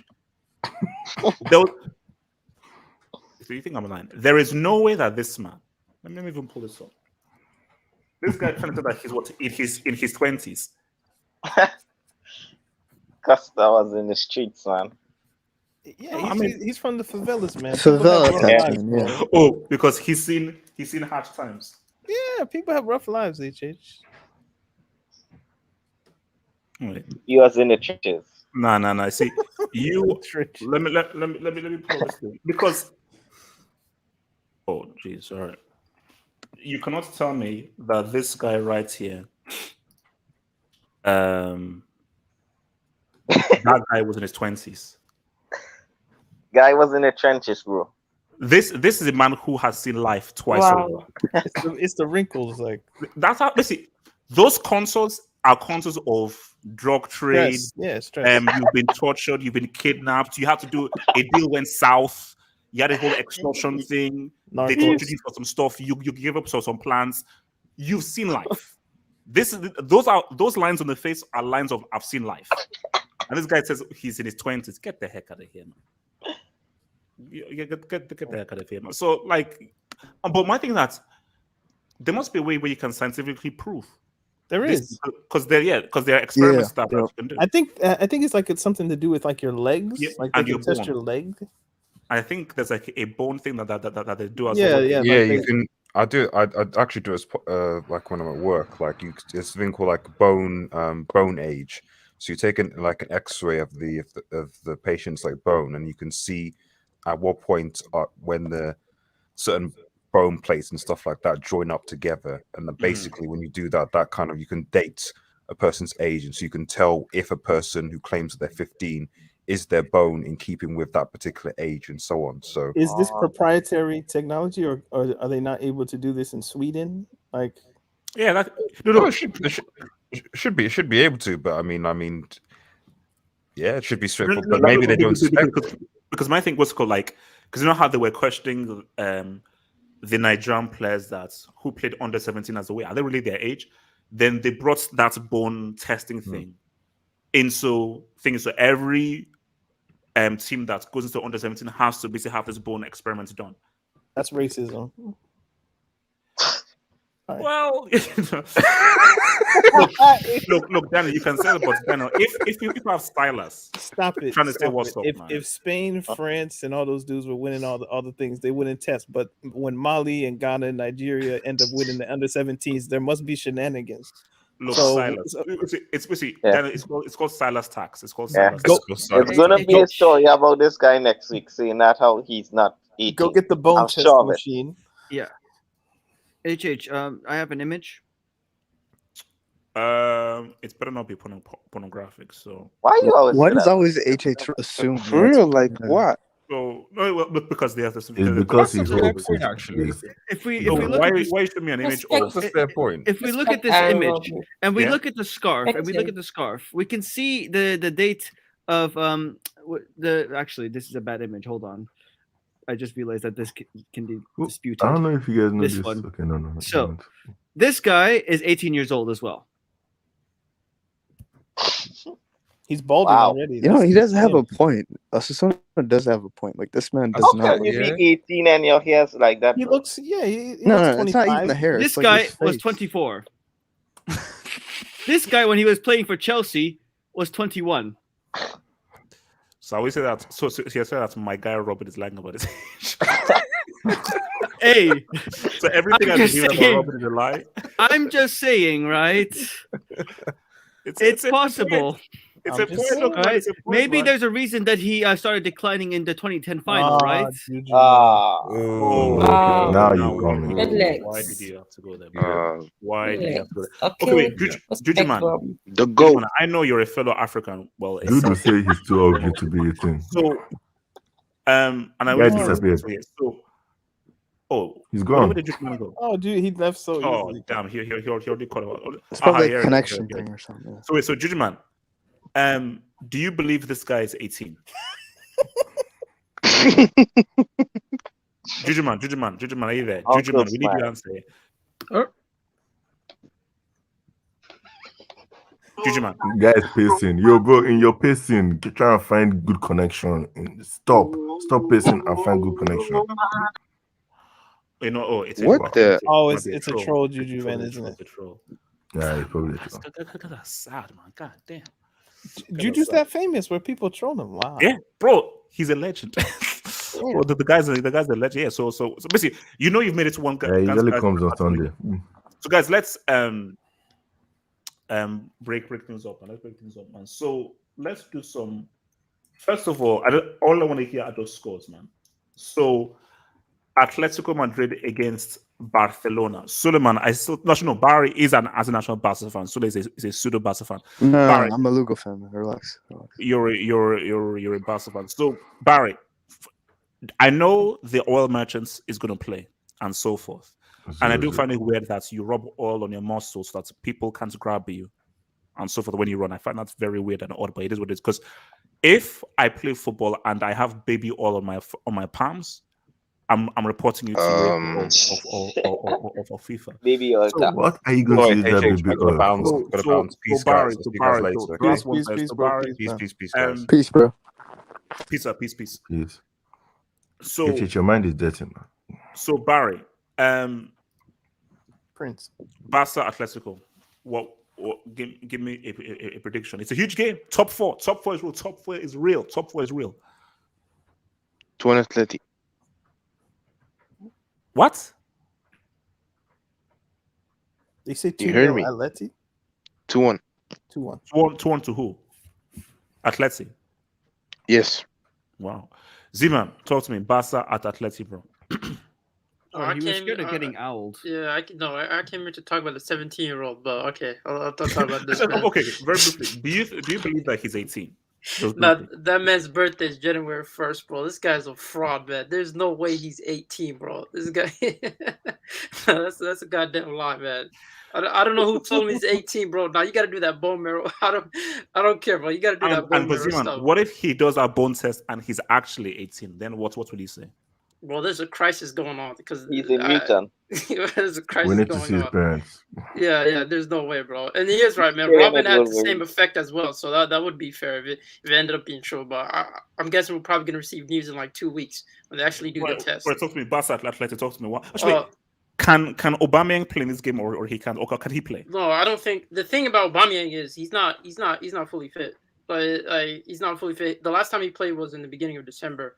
So I don't think he's going to start. I think he is eligible, but I don't think he's going to start. I think it's going to be Luke with 2 U's. If anything, that's going to start this game, and I could see Dembele might start. Shockingly. Will Traore play?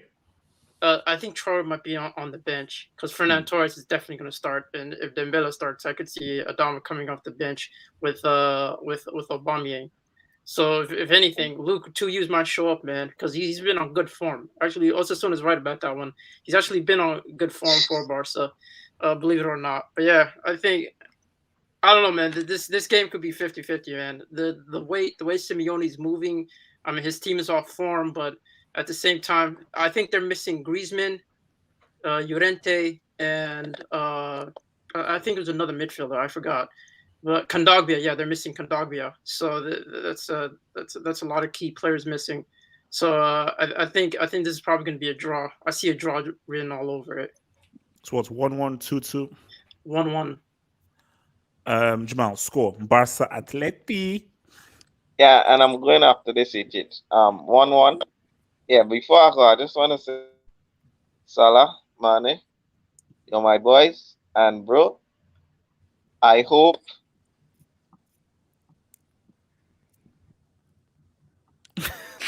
Right before he has to give that prediction. Coward, right? That's just cowardly. Because I wanted him to pick one. That's just cowardly. Suleiman, the fake Barca fan, score for this game, bro.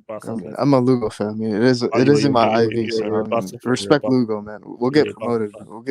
As a Barca fan, what's relax. I see a humiliation at the Camp Nou for Barcelona. I think Xavi Ball is gonna get found out. I see a 4-0 Atletico battering of this bum ass team, man. 4-0 Atletico. Ziman, how does it feel that a fellow Barca fan is talking to Lugo? He's a Lugo fan, man. He's a Lugo fan, and I believe he's right. You know, he got to do what he got to do, man. Is that what I think it is, Gatlock? I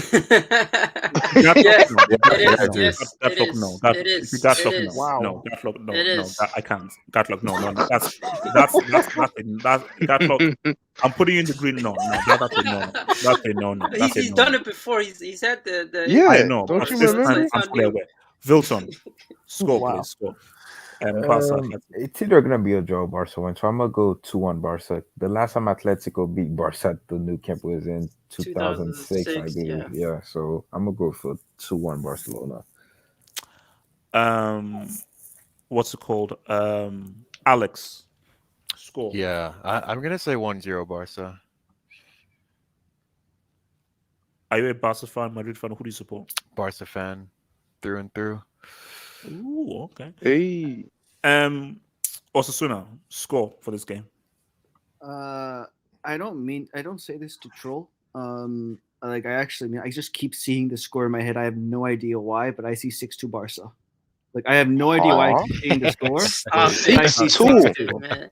Stop Like- it. I know Luke might start, but damn, man. No, but it's not even because Luke Batuse. It's not even because Luke Batuse. I just because Atletico.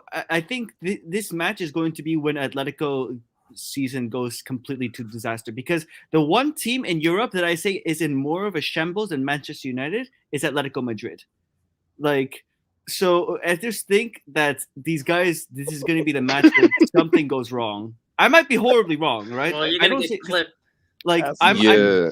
I might get clipped, all right? Like, honestly, but I just see it for some kind of reason. I might be very wrong, but I just see it. All right, man.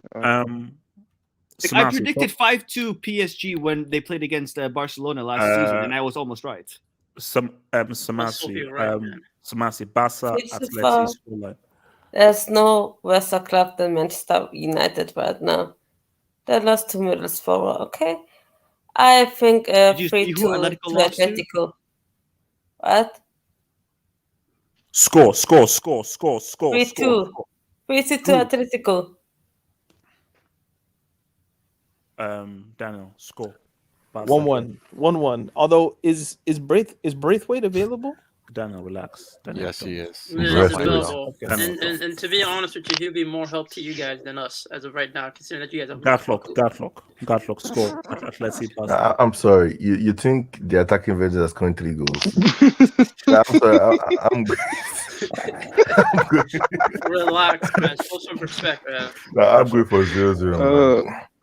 I'm good for 0-0. Wow. So I think already came to your votes on Dintai. Yeah, 2-1. Yeah. 2-1 Barca. What's your prediction? See, now we're gonna hear new. I'm gonna say 1-1. 1-1? What? I'm gonna say 1-1. Score. And now, She's gonna guys, the big one, guys. This is sick, man. If you're a Are Liverpool we fan, this is gonna sick. talk about Martial's debut? No. I was gonna say that. Well, he's not. Jamal is in That was a shambles. Tim's performance. Bro, that was So, bad guys, performance.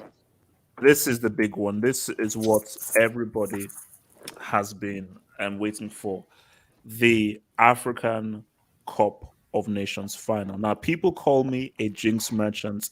People call me jinxini. People call me that jinx kid, and so forth. People call me hijinks. People call me HJ, half jinx. You give that name. You give these nicknames to yourself. So my thing here is it's fine and so forth. The clown in the green room who is trolling us, Juju man, I'm not bringing you here, you bum-ass clown.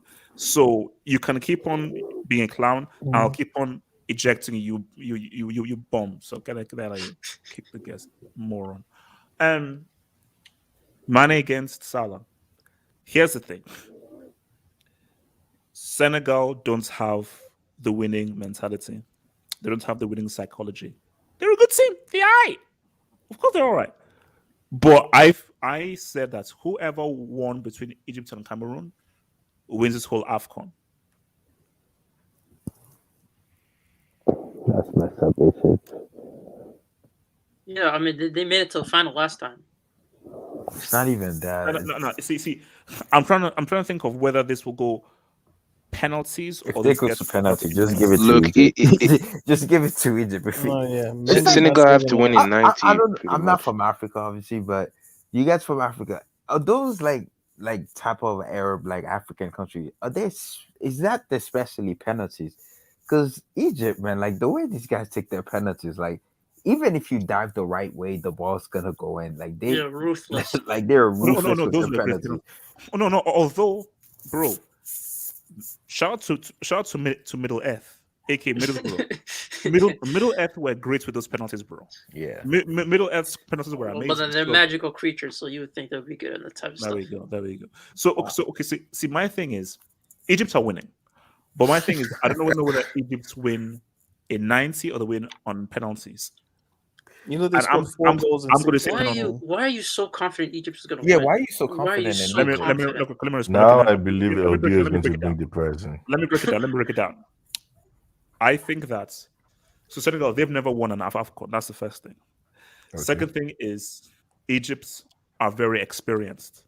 And when you come from a lineage of people who have won this 7 times, the most times, and so forth, that gives you an extra leg up. It's why it's always problematic to face Real Madrid in a Champions League final. When it seemed, Didn't you say you wanted Real Madrid in your final? No, I didn't. No, I never Yes, you did. did. No, I never did. Didn't you say Whenever you Conte face a team, destroyed whenever you Cruz face a one? team who know how to win a trophy and know how to navigate finals, that is a key experience thing. And I just feel that Egypt, who had to go through Ivory Coast, had to go through Morocco, had to go through the hosts, Cameroon, they are way more battle tested than Senegal, who, let's keep it real, haven't really faced anyone. So this is going to be the first truly real experienced season team that they faced, and it's in a final. I think Egypt just have, and if this game, especially if Egypt take them to deep waters, which is what Cameroon didn't want to, Egypt will be very happy. So for me, the only way Senegal can win this game is in 90 minutes. AJ, can I ask you a question real quick? Go for it. Do you know how many goals Egypt have scored in this Afcon? Like, for real, though? Like, not counting penalties, obviously. Like, 4. open play, 90 minutes. Is it 2? 3? No, 3. 4. It's 4. Yeah. 4. Like, imagine scoring 4 goals and still getting to the final. Like, that's fraudulent behavior, bro. Like, dude, that was like Spain 2010. They get the job done, bro. Yeah, that That's was the thing. Spain 2010. Senegal scored Spain 1 has goal. scored seven goals until the final. Easy, man. Spain, at least, we're playing a little bit Spain. attractive. They're No, playing Spain attractive football. beat like Honduras like 3-0. They only scored 1 They 0. scored 7 goals until the final. Every single game was 1-0. Yeah, every single game was 1-0. Like Spain, they just did what they need to do. That's the beauty of international tournament. It's not about outscoring your opponent. My thing, I say, I don't care how many goals you score or so forth. All that matters is who wins the trophy at the end. That's all that matters. All that matters is this damn thing behind me? Is that damn trophy? Is that damn trophy? That those flipping morons Gatlock couldn't do anything. Gatlock, I blame you. Gatlock, I blame you for what No, it's Nathaniel. It's Nathaniel. He's the one that said we'll win. No, you as well. I really believe you guys were gonna win. You guys were so good, man. You guys No. We weren't gonna win, man. We were gonna win. We were gonna win. I actually blame one of you guys, man, for getting my hopes up. Wait, who? I didn't say nothing, man. We were realistic. You got maximum points. Wait. So guys, you're playing beautiful football. Like I'm saying, Egypt win on penalties. Egypt win this on penalties. CHH for football. So Wilton, what's the how did this match go? Like it could go either way. Honestly, like as a football fan, like as a neutral, I would want Senegal to win it just because they've never won it. I think that's the better football story. If Egypt wins it, it'd be really good for Salah. I think it would enhance his legacy even more. But it just Egypt 7, I think, or 8, or this be the that's a lot. And Senegal, poor Senegal, and losing back-to-back final, bro. That's very sick. So because if they lose, that means they would have lost 3. So they lost in 02. 2019, so they would have lost 3 finals. Basically, they'll become like the Netherlands. And the thing, if they do lose tomorrow and lose to Egypt in March for the World Cup qualifiers, like that's even worse. So that's lights out. But I hope Senegal wins it. They have Mendy. Mendy been in really good form. Koulibaly almost scored crazy bicycle kick. Idrissa Gueye, Mane. Their team is obviously better than Egypt, but it's not about being better. It's about who take their chances. Because Cameroon had a lot of chances against Egypt, they didn't take them. So hopefully Senegal step up. I don't hate Egypt. If there's any Egypt guys in the comment, I just think as a neutral, I would rather have Senegal win it. As a neutral, I would rather have Senegal win it because they never won it in their history. Daniel, who are you rolling with? I mean, it depends on the game.